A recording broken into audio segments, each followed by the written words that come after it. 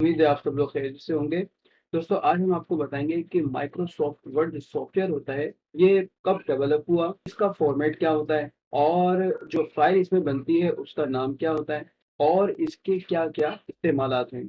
तो दोस्तों कबल इसके कि हम इस वीडियो को शुरू करें, अगर आपने अब तक हमारे चैनल को सब्सक्राइब नहीं किया है तो इसको सब्सक्राइब ज़रूर कर दें, ताकि हमारी नई आने वाली वीडियो आप तक पहुँचती रहें। तो आइए दोस्तों इस वीडियो को आगे बढ़ाते हैं। दोस्तों माइक्रोसॉफ्ट कंपनी ने 1983 में यानी कि 1983 में इसको डेवलप किया था। इसका जो मकसद है माइक्रोसॉफ्ट वर्ड का वो बेसिकली ये है कि कोई भी शख्स जो काम इस सॉफ्टवेयर पे करे वो अपने ज़रूरत के हिसाब से इसमें टाइपिंग करे, अपने डॉक्यूमेंट को लिखे और फिर उसको सेव कर ले, ताकि बाद में कभी उसको ज़रूरत पड़े तो वो दोबारा उस डॉक्यूमेंट को ओपन करके अपने इस्तेमाल में ला सकता है जिस तरह भी वो चाहे।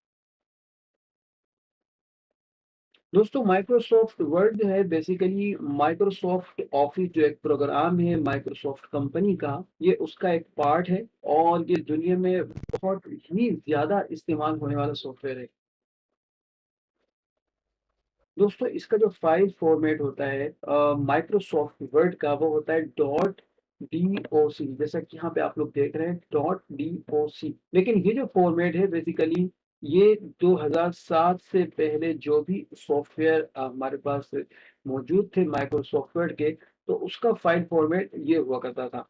लेकिन अब 2007 और उसके बाद से अब तक जितने भी सॉफ्टवेयर हमारे पास माइक्रोसॉफ्ट वर्ड के आ रहे हैं, यानी इनके जो न्यू वर्जन आ रहे हैं, तो उन सबका जो फॉर्मेट है वो है डॉट डॉक्स। दोस्तों जो फाइल बनती है माइक्रोसॉफ्ट वर्ड की, उस फाइल को हम डॉक्यूमेंट कहते हैं। तो आइए दोस्तों माइक्रोसॉफ्ट वर्ड के कुछ इस्तेमालात देखते हैं कि ये कहाँ-कहाँ पर इस्तेमाल होता है। तो दोस्तों जब ये बहुत ज़्यादा इस्तेमाल होता है राइटिंग बुक्स के लिए, कि अगर आप कोई बुक तैयार कर रहे हैं और बुक में आपने मुख्तलिफ किस्म की चीज़ें उसमें लिखनी हैं और टाइपिंग करनी है, तो उसकी फ़ॉर्मेटिंग करने के लिए, उसको एक बेहतर तरीके से टाइपिंग करने के लिए जो मटेरियल है उसको प्रॉपर तरीके से उसमें रखने के लिए किस तरीके से हम उसकी फ़ॉर्मेटिंग करें, तो इन तमाम कामों के लिए एमएस वर्ड जो है बहुत ज़्यादा इस्तेमाल होता है। अगर आपको नोट्स बनाने की ज़रूरत पड़ जाती है और अपने कॉलेज के, अपने स्कूल के, अपने ऑफ़िस के अगर आपको नोट्स बनाना पड़ जाते हैं, तो उसमें भी ये हमारे बहुत ज़्यादा काम आता है और हम इस मकसद के लिए भी इसको इस्तेमाल करते हैं। दोस्तों माइक्रोसॉफ्ट वर्ड न्यूज़लेटर के लिए भी बहुत ज़्यादा इस्तेमाल होता है और हम इसको जो अगर न्यूज़लेटर हमें तैयार करना हो, बनाने हो, तो हम इसका इस्तेमाल करते हैं। अगर हमें ब्रोशर्स बनाना पड़ जाए और पैम्फलेट बनाने की कभी ज़रूरत पड़ जाए और अगर हमें बनाना हो, तो माइक्रोसॉफ्ट वर्ड इसमें हमारी हेल्प करता है और हम माइक्रोसॉफ्ट वर्ड में ब्रोशर भी बना सकते हैं और पैम्फलेट भी बना सकते हैं। एप्लीकेशन लिखने के लिए माइक्रोसॉफ्ट वर्ड बहुत ही ज़्यादा इस्तेमाल होता है, बल्कि अगर मैं यूँ कहूँ कि ज़्यादातर लोग जो इसको जो समझते हैं, वो ये समझते हैं कि ये सिर्फ़ एप्लीकेशन लिखने के लिए ही इस्तेमाल होता है, तो ऐसा नहीं है। ये एप्लीकेशन लिखने के लिए भी इस्तेमाल होता है, यानी कि ये भी एक इस्तेमाल है, इसके अलावा और भी इसके इस्तेमालात हैं। माइक्रोसॉफ्ट वर्ड ज़्यादातर एप्लीकेशन और लेटर के लिए इस्तेमाल होता है, तो बाज़ औक़ात लोग ये समझते हैं कि शायद ये माइक्रोसॉफ्ट वर्ड लेटर और एप्लीकेशन के लिए इस्तेमाल होता है। तो बिल्कुल ऐसा नहीं है, बल्कि लेटर लिखना या एप्लीकेशन लिखना, ये भी एक इनका यूज़ है और इसके अलावा भी इसके इस्तेमालात हैं।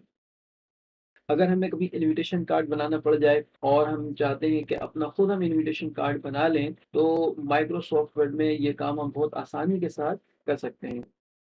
दोस्तों हमें अक्सर, बल्कि जब भी हम कहीं पर जॉब के लिए अप्लाई करते हैं, तो हमें सीवी देने की ज़रूरत पड़ती है, अपना रिज़्यूम देने की ज़रूरत पड़ती है, तो हम माइक्रोसॉफ्ट वर्ड में रिज़्यूम और अपना सीवी बहुत आसानी के साथ बना सकते हैं।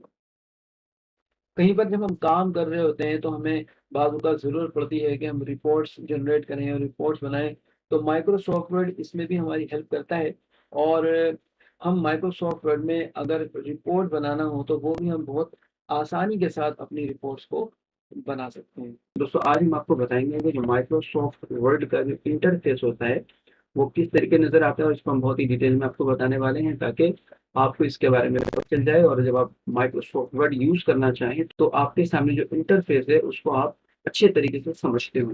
तो इससे पहले दोस्तों कि हम अपनी वीडियो को कंटिन्यू करें, अगर आपने अब तक हमारे चैनल को सब्सक्राइब नहीं किया है, तो इसे सब्सक्राइब भी कर दें और बेल आइकन को भी प्रेस कर दें, ताकि हमारी नई आने वाली वीडियो आप तक पहुँचती रहे। दोस्तों, वीडियो को हम शुरू करते हैं। तो दोस्तों, सबसे पहले हम बात करेंगे यहाँ पर कि जो आपको यहाँ पर ये नाम नज़र आ रहे हैं, इन तमाम नाम को हम जैसे होम नज़र आ रहा है, इंसर्ट नज़र आ रहा है, पेज लेआउट, इनको हम कहते हैं टैब्स।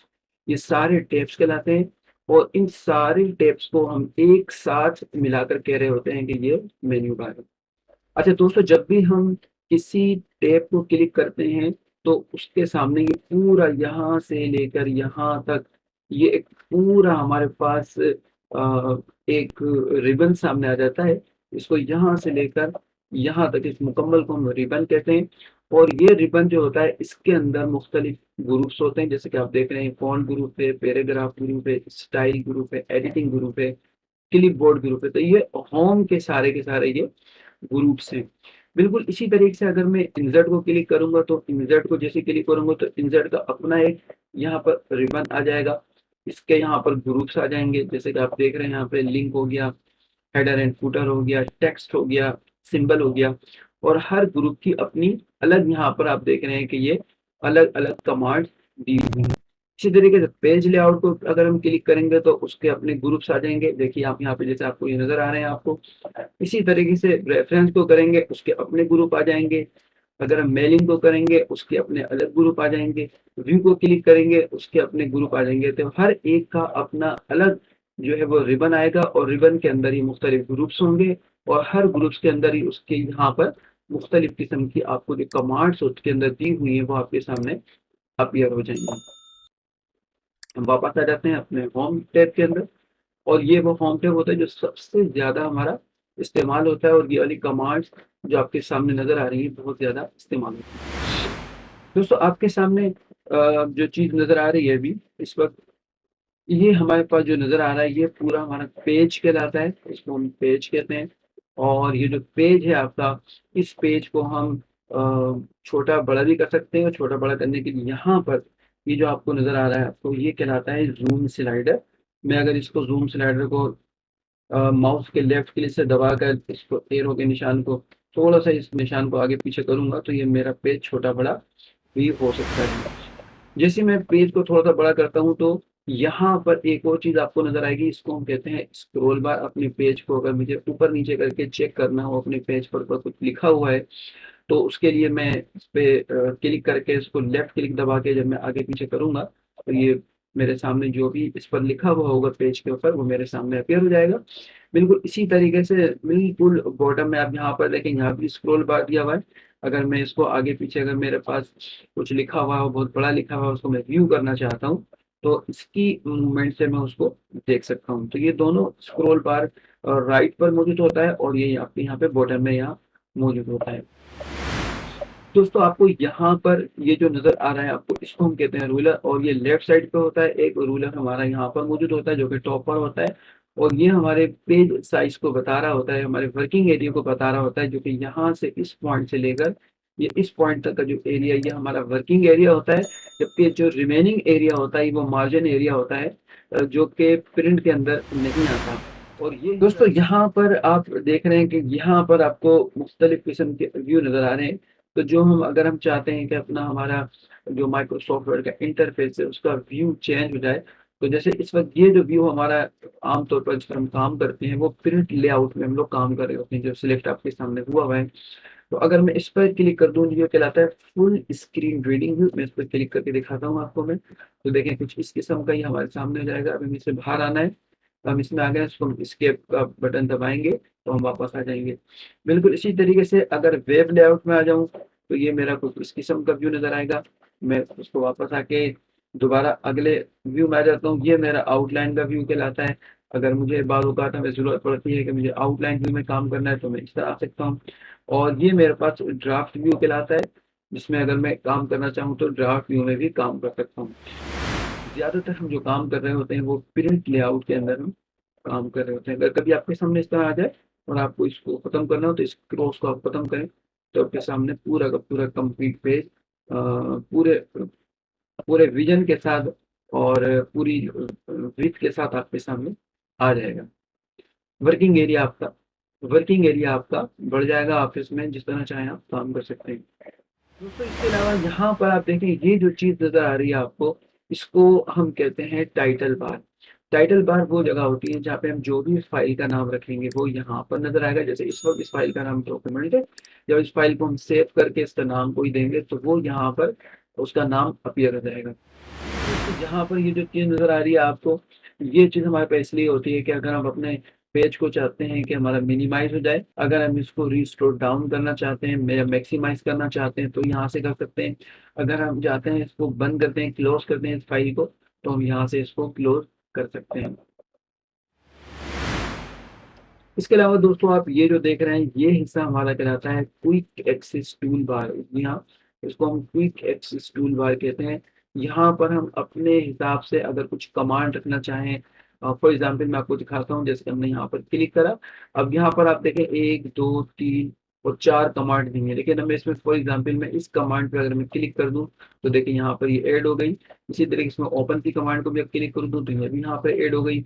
इसी तरीके अगर मैं फॉर एग्जांपल यहाँ पर ईमेल के अकाउंट को ईमेल की जो कमांड है उसको इसमें ऐड करना चाहूँ तो वो यहाँ पर ऐड हो जाएगी। तो कोई भी कमांड जो हम इसमें ऐड करना चाहें वो यहाँ पर ऐड हो जाती है। और अगर उसमें यहाँ से हम उसके ये वाले जो टिक के निशाने अगर मैं यहाँ से खत्म कर दूंगा तो वो कमांड यहाँ से रिमूव भी हो जाएगी। तो ये हम अपनी मर्जी से इसको इन कमांड्स को यहाँ पर ला भी सकते हैं और खत्म भी कर सकते हैं। और इसको हम कहते हैं क्विक एक्सेस टूलबार, यानी इमीडिएटली फौरी तौर पर अगर आप कोई कमांड अप्लाई करना चाहें तो यहाँ से क्लिक करके उसको अप्लाई कर सकते हैं।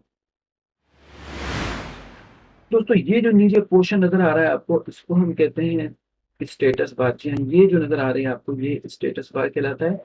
स्टेटस बार पर हमारे पास कितने पेज मौजूद हैं वो सब हमारे पास यहाँ पर ये देखें आप, नज़र आ रहा है कि इस वक्त हमारी जो फाइल ओपन है इसमें हमारे पास कोई वर्ड नहीं है, तो ज़ाहिर है इसमें कुछ भी मौजूद नहीं है। और ये बता रहा है कि यहाँ पर एक पेज मौजूद है। फॉर एग्जाम्पल यहाँ पर मैं अगर वर्ड लिख देता हूँ तो वर्ड लिखने के बाद अब यहाँ पर देखिए ये बता रहा है कि एक वर्ड है।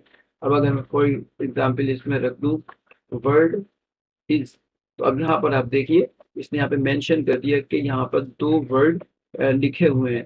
तो स्टेटस बार पर हमें ये बता रहा होता है कि कितने अल्फाज आपने उसके ऊपर अपनी फाइल के अंदर मौजूद हैं, वो यहाँ पर मेंशन हो रहे होते हैं। और ये भी बता रहा होता है कि इस वक्त आप कौन से पेज पर मौजूद हैं।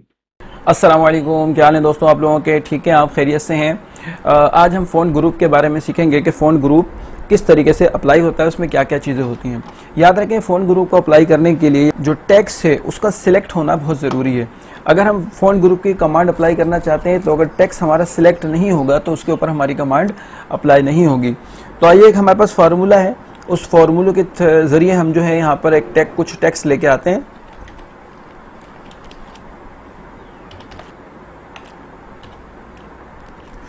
ये एक फार्मूला है आर रैंडम की, ये शॉर्ट कमांड है हमारे पास RAND। और 15 का मतलब यहाँ पर यह है कि हमें 15 पैराग्राफ हम लेकर आना चाह रहे हैं जिसका हर पैराग्राफ में एक सेंटेंस होगा। और यहाँ पे हम ब्रैकेट को क्लोज कर देते हैं।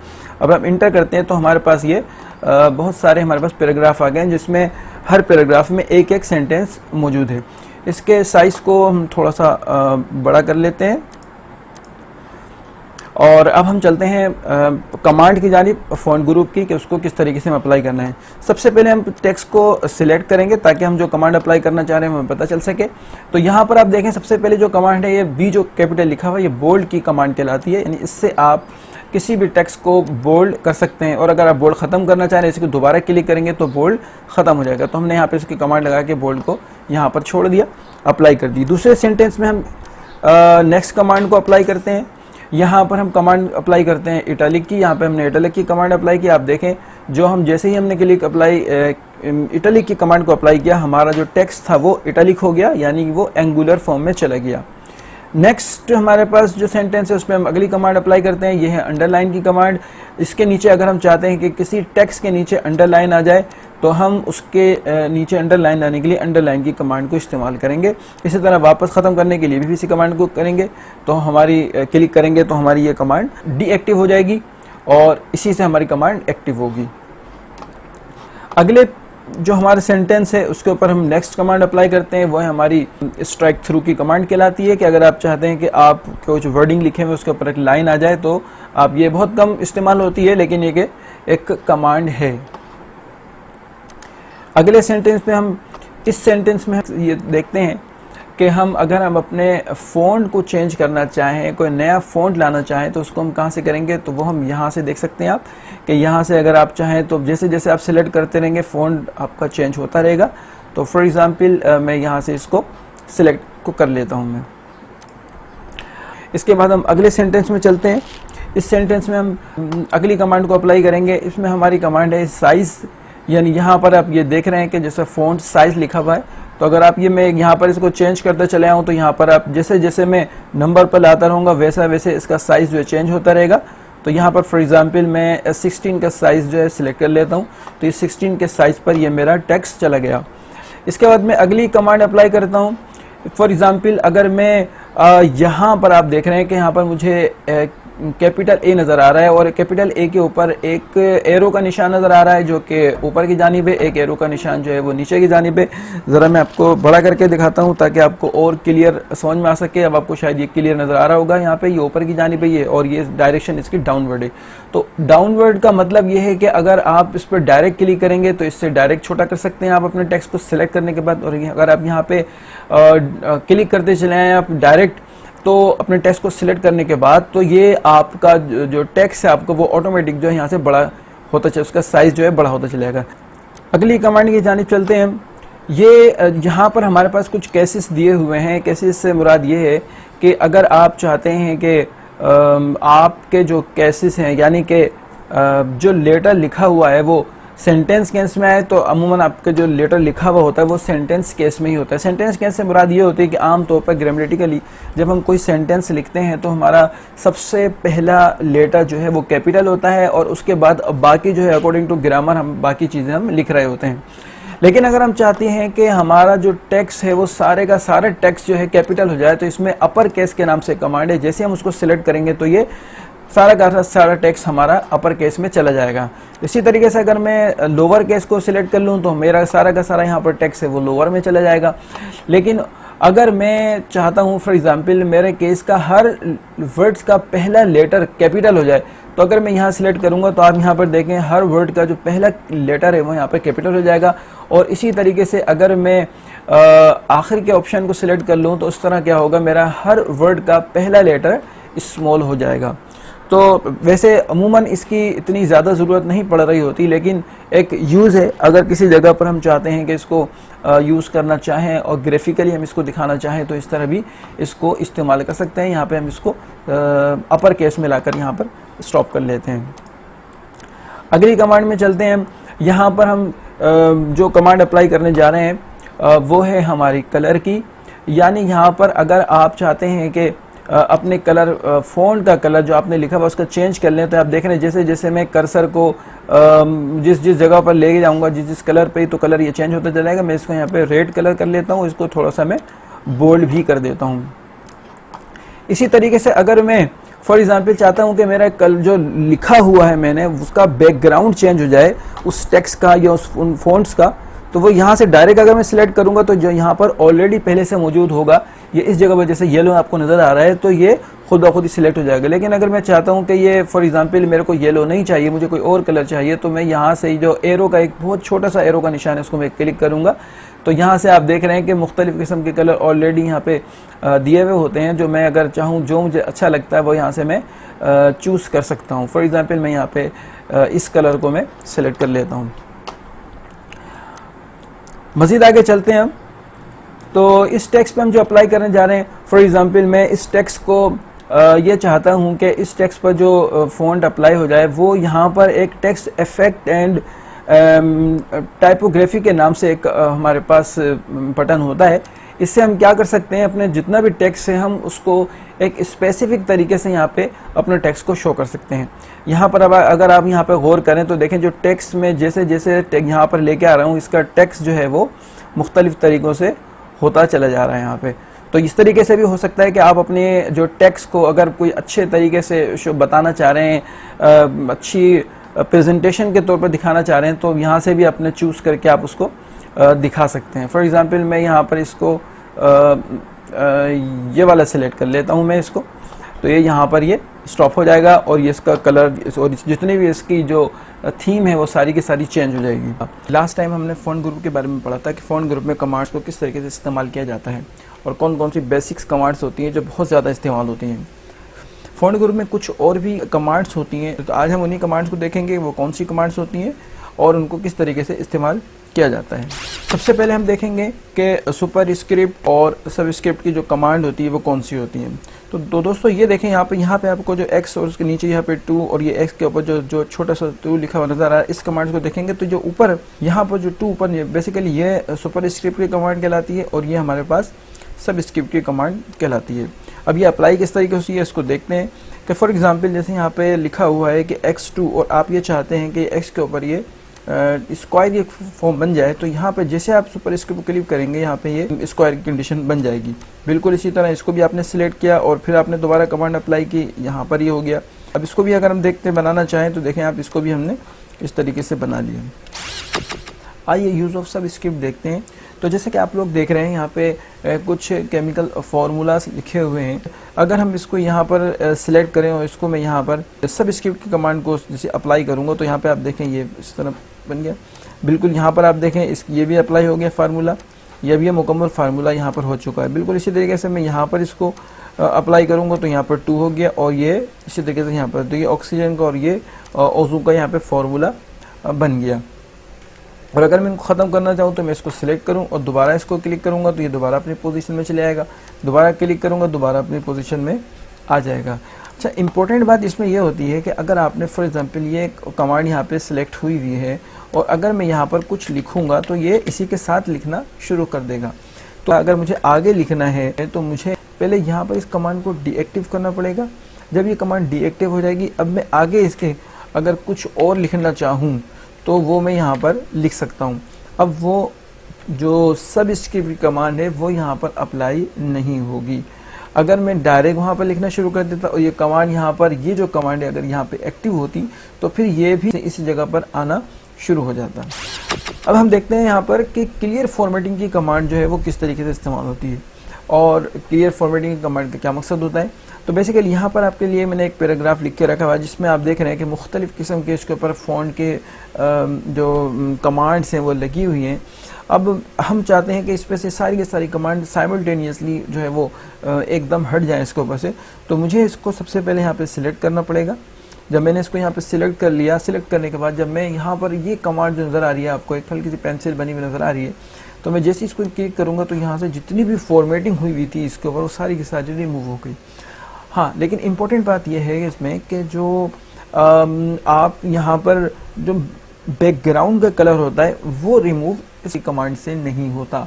तो उसके लिए हमें क्या करना पड़ेगा, हमें दोबारा अपने जो बैकग्राउंड जो हम जो करते हैं हाईलाइट कर रहे होते हैं उसमें जाएंगे। हम जाने के बाद यहाँ से हम इसको नो कलर करेंगे तो यहाँ से ये कलर भी बिल्कुल क्लियर हो जाएगा। बिल्कुल इसी तरीके से यहाँ पे नीचे आप देख रहे हैं वो फार्मूलाज लगे हुए हैं इस पर और फॉर्मेटिंग हुई है। इसको भी हम क्लियर करना चाहें तो जैसे हम क्लियर करेंगे इसको आप देखें वो अपनी ओरिजिनल पोजीशन में जो भी उसकी सिलेक्शन हुई हुई है तो वो ख़त्म हो जाएगी। आइए अब हम देखते हैं कि टेक्स्ट इफेक्ट एंड टाइपोग्राफी जो कमांड है जो डिटेल है उसकी वो क्या है, किस तरीके से वो चीज़ें अप्लाई होती हैं। तो आप देख रहे हैं यहाँ पे एक टेक्स्ट लिखा हुआ है, हमने इस टेक्स्ट को यहाँ पे सिलेक्ट कर लिया। सिलेक्ट करने के बाद अब मैं कमांड को अप्लाई करता हूँ। अब यहाँ पे देखें आउटलाइन की जो मेरे पास एक कमांड है उसको मैं सिलेक्ट करता हूँ। तो आप देखें जैसे जैसे मैं उस पर लेके आता रहूँगा ये यहाँ पर इसकी आउटलाइन आती रहेगी। तो मैं इसको यहाँ पर ये वाला मैं कलर इसका सिलेक्ट कर लेता हूँ। थोड़ा सा मैं इसको साइज़ में बढ़ा लेता हूँ ताकि समझने में और थोड़ी सी आसानी हो जाएगी हमारे को। अच्छा, अब यहाँ पर देखें मैं अब इसको हम मज़ीद इसके अंदर इसके कमांड अप्लाई करते हैं। ये तो हमने आउटलाइन की कर दी। अब आउटलाइन के साथ साथ हम चाहते हैं कि इसकी वेटेज बढ़ जाए या कम हो जाए। तो देखें आप वेटेज कम ज़्यादा भी गया, मैंने थोड़ा सा वेटेज कम कर लिया, थोड़ा सा बेहतर लग रहा है। अगर हमें इसके अलावा और कोई कलर चाहिए तो हम वो कलर भी दे सकते हैं। वो कहाँ से दे सकते हैं, या आपने मोर आउटलाइन कलर को क्लिक करा और आप देखें यहाँ पे जो मुझे कलर अच्छा लगता है, फॉर एग्जांपल मैं इसको सेलेक्ट कर लेता हूँ और ओके करूँगा तो देखें वो कलर यहाँ पर इसी तरह आ जाएगा। इसी तरीके से अगर मैं आउटलाइन के अंदर जो है इसको मैं चाहता हूं कि जो आउटलाइन का जो लाइन आ रही है उसका जो आउटलाइन का जो थीम है वो चेंज होना शुरू हो जाए, तो आप देखें जैसे जैसे मैं यहाँ पे सिलेक्ट कर रहा हूँ उसकी ये थीम भी चेंज होती जा रही है। तो अपनी रिक्वायरमेंट के हिसाब से जो आपको अच्छा लगे आप वो, आमतौर पर तो ये बिल्कुल कंटिन्यूसली सॉलिड लाइन को हम कर रहे होते हैं, लेकिन आप चाहें अगर ब्रेक या डॉटेड या जो आप समझते हैं कि मुझे अच्छी लग रही है या मेरे रिक्वायरमेंट के मुताबिक है, वो आप कमांड यहाँ से सिलेक्ट कर सकते हैं। बिल्कुल इसके बाद अगर हम मज़ीद आगे देखते हैं कि अगर आप इसको शेडो देना चाहते हैं तो आप इसको शेडो भी दे सकते हैं। देखें आप यहाँ पर आप देख रहे हैं कि जैसे जैसे मैं इसको शेडो देता चले आ रहा हूँ वैसा वैसा इसके ऊपर शेडो आता जा रहा है। तो ये मैं यहाँ पर ये शेडो की कमांड ले लेता हूँ। इसके बाद हम मज़ीद आगे देखते हैं, शेडो के साथ साथ आप अगर इसको रिफ्लेक्शन देना चाहें तो रिफ्लेक्शन भी दे सकते हैं। अब आप देखिएगा, अब आप देखें मैं यहाँ पर इसको रिफ्लेक्शन दे रहा हूँ तो यहाँ पर ये इसकी रिफ्लेक्शन भी मेरे अपने हिसाब से जो आपको पसंद आए उस तरह से मैंने इसको सिलेक्ट कर लिया। रिफ्लेक्शन देने के बाद अब इसको अब मैं मज़ीद ये चाहता हूँ कि और कुछ बेहतरी करना चाहूँ इसके अंदर, तो यहाँ पे आप देखें ये ग्लो करना चाहता हूँ मैं कि ये ग्लो हो जाए, तो यहाँ पर आपने इसको ग्लो कर लिया। ग्लो के बाद आपने मज़ीद इस कमांड को हम देखते हैं हम कि ग्लो के बाद इसकी जो कमांड है इसको हम मज़ीद ग्लो के जो कलर हैं वो हम चाहते हैं कि और मज़ीद उसके ग्लो के कलर आ जाएं। तो आप यहाँ पर आपके पास देखें ऑप्शन आ रहे हैं कि आप चाहें तो अपनी मर्ज़ी के मुताबिक जो कलर सिलेक्ट कर लें, नहीं करना चाहते आप मज़ीद यहाँ से सिलेक्ट करके और अपनी रिक्वायरमेंट के हिसाब से कोई कलर अपना सिलेक्ट कर लें, तो यहाँ पे वो कलर ऑटोमेटिक यहाँ पे चला जाएगा। एक और इम्पोर्टेंट चीज़ देख लेते हैं, वो है फ़ॉन्ट कलर। तो फ़ॉन्ट कलर को आप जैसा कि आप लोगों ने देखा कि फ़ॉन्ट कलर जो है हम अमूमन यहाँ से हम सिलेक्ट कर रहे होते हैं कि हम जो कलर देंगे तो फ़ॉन्ट का कलर यहाँ से हो जाएगा। लेकिन अगर हम चाहें तो इस फ़ॉन्ट कलर को भी हम मज़ीद कलर अपनी चॉइस ले सकते हैं इसमें। अगर हम कस्टम से स्टैंडर्ड में चाहें तो स्टैंडर्ड में जहाँ मैं क्लिक करता जाऊँगा तो वो यहाँ पर आप देखें अपीयर भी होता रहेगा। और अगर मैं कस्टम में जाकर यहाँ से इसको देखूँ, मैं यहाँ पे आप देखें मैं जैसे जैसे इस एरो के निशान को मैं क्लिक कर रहा हूँ तो मुख्तलिफ कलर मेरे पास शेड के साथ इसमें आना शुरू हो जाते हैं और यहाँ पर इस जगह पर वो मेंशन हो रहे होते हैं। तो मैं फॉर एग्ज़ाम्पल ये वाला कलर ले लेता हूँ। जैसे मैं ओके करूँगा तो वो मेरा जो टेक्स्ट जो मैंने सिलेक्ट किया हुआ था वो उसका वही कलर बन जाएगा। इसके अलावा अगर मैं इसके अंदर और कुछ चेंजिंग करना चाहूँ तो आप देखें यहाँ पे ग्रेडियंट की भी एक कमांड होती है, तो टेक्स्ट का जो कलर है वो भी डिफरेंट शेड के साथ नज़र आना शुरू हो जाएगा। अब देखिएगा अभी आप कि मैं आपको ऐसे दिखाता हूँ आपको कि मुख्तलिफ शेड जो हमारे पास यहाँ पे दिए हुए हैं वो हम अपनी रिक्वायरमेंट के हिसाब से यहाँ पर अगर चाहें तो कर सकते हैं। फॉर एग्ज़ाम्पल मैं इस शेड को ले लेता हूँ तो ये वो शेड इसके ऊपर अप्लाई हो जाएगा। अगर वीडियो अच्छी लगी तो इसको लाइक कीजिएगा, शेयर कीजिएगा और सब्सक्राइब भी ज़रूर कीजिएगा। इंशाल्लाह नेक्स्ट वीडियो में दोबारा मुलाकात होगी। अस्सलाम वालेकुम।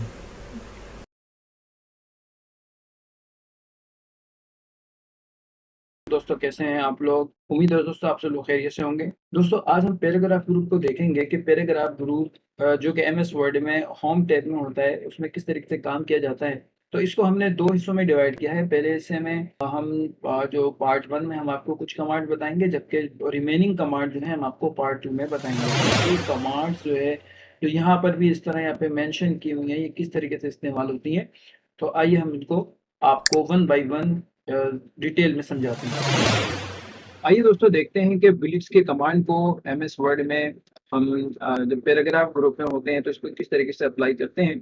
तो यहाँ पर आप देख रहे हैं कि हमारे पास एक पूरी एक लिस्ट मौजूद है नाम की और हम चाहते हैं कि इसके साथ बुलेट्स लग जाएं। तो आइए देखते हैं, यहाँ पर हम ये देख रहे हैं कि बुलेट्स की कमांड है।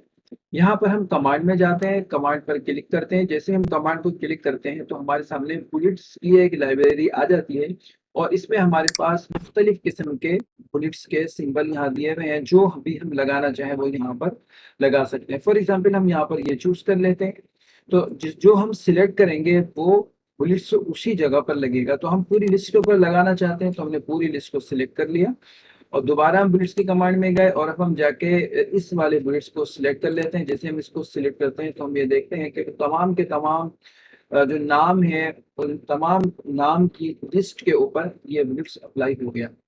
और अगर हम इसको चेंज करना चाहें तो हम जैसे जैसे किसी दूसरे बुलेट्स पर लेके आएंगे तो वो बुलेट चेंज हो जाएगा और तमाम लिस्ट जो है न्यू बुलेट के साथ वो अटैच हो जाएगी। अगर हम ये बुलेट चेंज करना चाहें, ख़त्म करना चाहें तो हम क्या कर सकते हैं, दोबारा बुलेट की कमांड में जाएं और यहाँ पर जाकर नन कर दें, तो ये हमारे पास जो भी बुलेट्स लगे हुए थे खत्म हो जाएंगे। अब इसमें हम यहाँ पर कोई बुलेट्स अप्लाई करते हैं। फॉर एग्जांपल हमने यहाँ पर ये बुलेट्स अप्लाई कर दिए। जब हम बुलेट्स लगाते हैं तो हमें एक एडवांटेज इसमें ये होता है कि जब आप बुलेट्स लगाते हैं तो अब अगर हम इसमें फॉर एग्जांपल कोई चीज़ ऐड करना चाहते हैं, तो यहाँ पर जैसे कि हम ताहिर लिखा हुआ है, ताहिर के बाद हम जैसे ही यहाँ पे इंटर करूंगा मैं, तो यहाँ पर आप देख रहे हैं कि बुलेट्स ऑटोमेटिक यहाँ पर ऐड हो गया। और जस्ट अब हमें लिस्ट में जो भी नाम लिखना है, फॉर एग्जांपल मैं यहाँ पे रोहन लिख लेता हूँ, तो ये नाम ऐड हो गया। अब अगर मैं इस नाम को डिलीट करता हूँ फॉर, या कहीं से भी फॉर एग्जांपल मैं इस नाम को डिलीट करता हूँ, तो जैसे ही मैं इसको डिलीट करूंगा तो ऑटोमेटिक वहां से जो भी डिलीट था वो भी खत्म हो जाएगा और लिस्ट अपनी जगह पर वैसे के वैसे ही लिस्ट के साथ जो हमारे बुलेट्स लगाए हुए थे हमने वो वैसे ही मिलते रहेंगे। इसी तरीके से अगर मैं एंड में कोई चीज ऐड करता हूँ तो वहां पर भी आप देखेंगे कि ऑटोमेटिक यहाँ पर जो है वो बुलेट्स लग चुका है। और अगर मैं नाम यहाँ पे कोई ऐड करूँ, जैसे मैंने कोई नाम यहाँ पे ऐड किया तो आप देखें उसके साथ बुलेट जो है वो यहाँ पर साथ ही ऑटोमेटिक आ गया और हमें अलग से लगाने की जरूरत नहीं पड़ी। आइए दोस्तों देखते हैं किस तरीके से कोई लिस्ट हमारे पास मौजूद है तो एमएस वर्ड में उस पर किस तरीके से नंबरिंग को अप्लाई किया जाता है। तो हम नंबरिंग को किस तरीके से अप्लाई करते हैं, आइए देखते हैं इसको। तो सबसे पहले हमने यहाँ पर जो भी हमारी लिस्ट है उसको हमने सिलेक्ट किया। सिलेक्ट करने के बाद यहाँ पर ये कमांड में आया, हमारे पास ये नंबरिंग की कमांड दी गई है। इसको हमने ओपन किया। जैसे हमने इसको ओपन किया तो हमारे पास यहाँ पर मुख्तलिफ किस्म के ऑप्शन आ गए हैं। फॉर एग्जाम्पल हमने यहाँ पर इस ऑप्शन को सिलेक्ट कर लिया। जैसे मैं इस ऑप्शन को सिलेक्ट करूंगा तो आप देख रहे हैं कि यहाँ पर जो लिस्ट है उसके साथ नंबरिंग जो अप्लाई हो चुकी है। अब इसमें सबसे बड़ा हमें एडवांटेज इस नंबरिंग के अप्लाई करने का यह होता है कि अगर हम फॉर एग्जांपल उसमें कोई चीज़ ऐड करते हैं, फॉर एग्जांपल मैं यहाँ पर लिख देता हूँ, मैंने यहाँ पर की लिखा, तो जैसे ही मैंने यहाँ पर की लिखने के लिए आगे मैंने कर्सर को किया तो आप देखें यहाँ पर जो है मेरे पास 3 नंबर ऑटोमेटिक ऐड हो चुके हैं। अब अगर मैं फॉर एग्जांपल यहाँ पर से किसी चीज़ को डिलीट करता हूँ, जैसे मैं डिलीट करूंगा और ये 6 नंबर है, तो आप देखते हैं कि जैसे मैंने यहाँ पर डिलीट किया तो वो 6 नंबर डिलीट हो गया और जो 7वां नंबर था वो 6 की जगह पर एडजस्ट हो गया। बिल्कुल इसी तरीके से अगर मैं बिल्कुल एंड में रखकर इसको इंटर करता हूं तो यहाँ पर आप देखिए कि 7 नंबर ऑटोमेटिक यहाँ पर आ गया। और अब यहाँ पर मैं कुछ भी लिखना चाहूंगा यहाँ पर लिख सकता हूँ। आइए दोस्तों देखते हैं कि मल्टी लेवल लिस्टिंग जो कि माइक्रोसॉफ्ट वर्ड में एक कमांड है और जो अप्लाई होकर कुछ इस तरीके से नजर आ रही होती है, तो हम इसको बेसिकली अप्लाई किस तरीके से एमएस वर्ड में करते हैं। तो यहाँ पर आपके लिए एक लिस्ट बना ली है ताकि आपको ये जो कमांड है किस तरीके से अप्लाई होती है सिखाया जा सके। तो यहाँ पर आप देखें हमने जैसे कि सिंध है, पंजाब है, खैबर पख्तूनख्वा है, बलूचिस्तान, ये पाकिस्तान के प्रोविंसेस हैं। जो 4 प्रोविंसेस के मैंने नाम लिख लिए हैं। इसके बाद उनके हर प्रोविंस के जो उसमें सिटीज हैं वो हैं और फिर उनके अंदर जो भी उनके एरियाज हैं उनके हमने कुछ यहाँ पे नाम लिख लिए हैं। इस तरह यहाँ पर 3 लेवल की यानी फर्स्ट, सेकंड और थर्ड लेवल की एक लिस्टिंग हो गई। अब हम यहाँ पर हमने वो सारे के सारे नाम जो है यहाँ पर मेंशन कर दिए हैं, लिख लिए हैं। अब हम इसको अप्लाई किस तरीके से करेंगे, तो सबसे पहले हम क्या करेंगे, इन तमाम जो नाम है इनको हमने सिलेक्ट किया। सिलेक्ट करने के बाद यहाँ पर हम कमांड में गए जो कि मल्टी लेवल लिस्ट की कमांड आपको नजर आ रही है। हमने इस पर क्लिक किया। क्लिक करने के बाद यहाँ पर मुख्तलिफ किस्म के मल्टी लेवल लिस्टिंग के ऑप्शन दिए हुए हैं। हमने यहाँ पर इस ऑप्शन को क्लिक कर दिया। जैसे हमने इस ऑप्शन को क्लिक किया तो आप देखें यहाँ पर सबके साथ एक नंबरिंग जो है वो मेंशन हो गई है। अब हमें चूंकि सेकंड लेवल और थर्ड लेवल की लिस्टिंग करनी है तो नाम देखकर हम उस पर अप्लाई करना शुरू करेंगे। तो हम यहाँ पर देख रहे हैं कि जो जैसे कि सिंध हमें नजर आ रहा है, तो सिंध जो है बेसिकली प्रोविंस है और ये फर्स्ट लेवल जो है इसका लिस्टिंग का है। तो सेकंड लेवल जो है वो हमारे पास कराची है, तो हमने कराची को यहाँ पे सिलेक्ट करते हैं। सिलेक्ट करने के बाद हमारे पास 2 यहाँ पर ऑप्शन मौजूद होते हैं जिसको हम देखें अगर यहाँ पे तो डिक्रीज इंडेंट और यहाँ पर हमारे को एक दूसरा नजर आता है इंक्रीज इंडेंट। तो हम इंक्रीज इंडेंट को यूज करेंगे और इस पर हम जैसे ही हम इस पर क्लिक करेंगे तो आप यहाँ पर देखेंगे कि बिल्कुल उसी तरह जैसे कि यहाँ पर मेंशन हुआ है ये सेकंड लेवल की लिस्टिंग में ये नाम जो है वो चला जाएगा। जबकि हम यहाँ पर देख रहे हैं कि औरंगी टाउन और मलिर जो हमारे पास टाउन नजर आ रहा है, ये हमारे पास थर्ड लेवल की लिस्टिंग नजर आ रहा है। तो हमने इसको यहाँ पर सिलेक्ट किया। सिलेक्ट करने के बाद दोबारा हम यहाँ पर गए, इसको हमने एक दफा क्लिक करा और फिर तब दोबारा क्लिक करेंगे तो अब ये हमारे पास थर्ड लेवल की लिस्टिंग में ये दोनों एरियाज चले जाएंगे। इस तरह हमारा ये वाला पोर्शन पूरा हो जाएगा। इसके बाद हम नेक्स्ट में आते हैं, तो यहाँ पर हम ये देखते हैं एक और एरिया भी हमें नजर आ रहा है। यहाँ पे हमने इसको भी सिलेक्ट कर लिया और इसको भी हमने इस एरिया को भी हमने कराची के एक एरिया के हिसाब से थर्ड लेवल की लिस्टिंग में लेकर आ गए।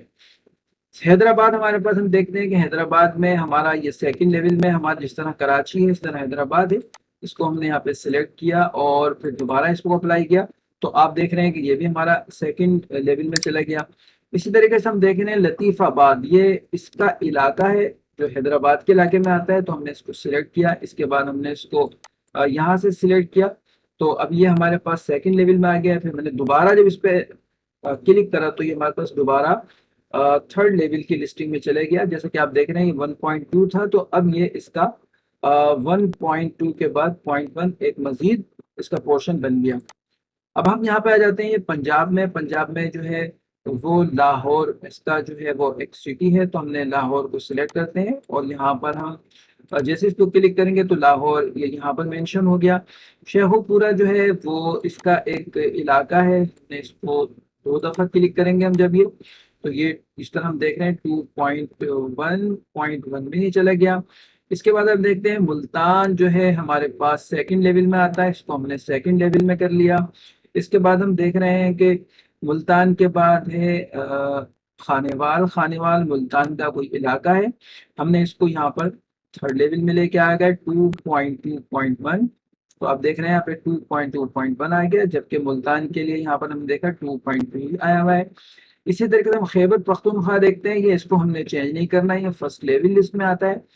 पिशावर जो है हम इसको चेंज करेंगे तो पिशावर को हमने सिलेक्ट किया और जब हम इस पर क्लिक करते हैं तो आप यहाँ पर देखिए ये सेकंड लिस्ट में सेकंड लेवल की लिस्ट में आ चुका है 3.1। इसके बाद हमारे पास ये हमारे पास एक इलाका है चार सदला। तो चार सद्दा को हमने यहाँ पे सिलेक्ट करते हैं और चार सद्दा और नौशेरा। तो नौशेरो और चार सद्दा को यहाँ पे हमने सिलेक्ट करते हैं। हमने चार सद्दा और नौशेरों को सिलेक्ट किया और इसके बाद हम इसको दोबारा जब क्लिक करते हैं और ये दोबारा क्लिक किया तो ये हमने देखा कि ये भी थर्ड लेवल की लिस्टिंग में आ चुका है। बलूचिस्तान में आ जाते हैं, ये हमारा फर्स्ट लेवल का है। प्लस बलूचिस्तान के बाद जो गवादर है, गवादर हमारा जो है सेकंड लेवल में आएगा। तो हमने इसका ये जो है वो एक सिटी है, हमने इसको यहाँ से इसको सिलेक्ट किया तो आप ये देखिए ये सिटी बन गया यहाँ पे, यानी कि बलूचिस्तान का ये एक सूबा है। जबकि पसनी जो है वो गवादर के अंदर आता है, इसको हम थर्ड लेवल की लिस्टिंग में लेकर आ जाते हैं। तो देखें दोस्तों, बिल्कुल हमने जिस तरह यहाँ पर ये फर्स्ट लेवल, सेकंड लेवल और थर्ड लेवल की एक लिस्टिंग हुई है, ये पूरी हमने यहाँ पर अप्लाई कर दी। और अब हम इसको चाहें तो थोड़ा सा यहाँ पर इंक्रीज करके भी हम यहाँ पे देख सकते हैं। इसको अगर हम बोल्ड कर लें तो हमारे पास और एक बेहतर तरीके से हमारे सामने ये चीज आ जाएगी।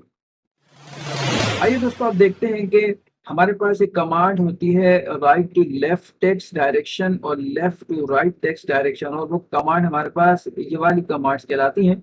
तो हम इस कमांड्स को MS वर्ड में किस तरीके से अप्लाई करते हैं इसको हम देखते हैं। तो ये देखने के लिए, इसको समझने के लिए मैं यहाँ पर एक सेंटेंस लिखता हूँ। For example, computer is an electronic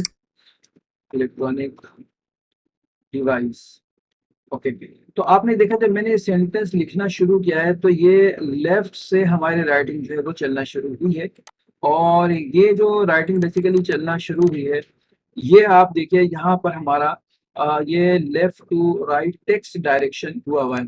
और ये कंप्यूटर में, ये हमारे MS वर्ड के अंदर ये इसमें डिफॉल्ट में मौजूद होता है कि हम जब इसमें लिखना शुरू करते हैं तो हमारी राइटिंग जो है स्टार्ट ही लेफ्ट टू राइट होती है। चूंकि इंग्लिश में हमारी सारी राइटिंग होती है और इंग्लिश जो है वो लेफ्ट टू राइट चलता है, तो इसलिए ये ऑप्शन डिफॉल्ट में मौजूद होता है।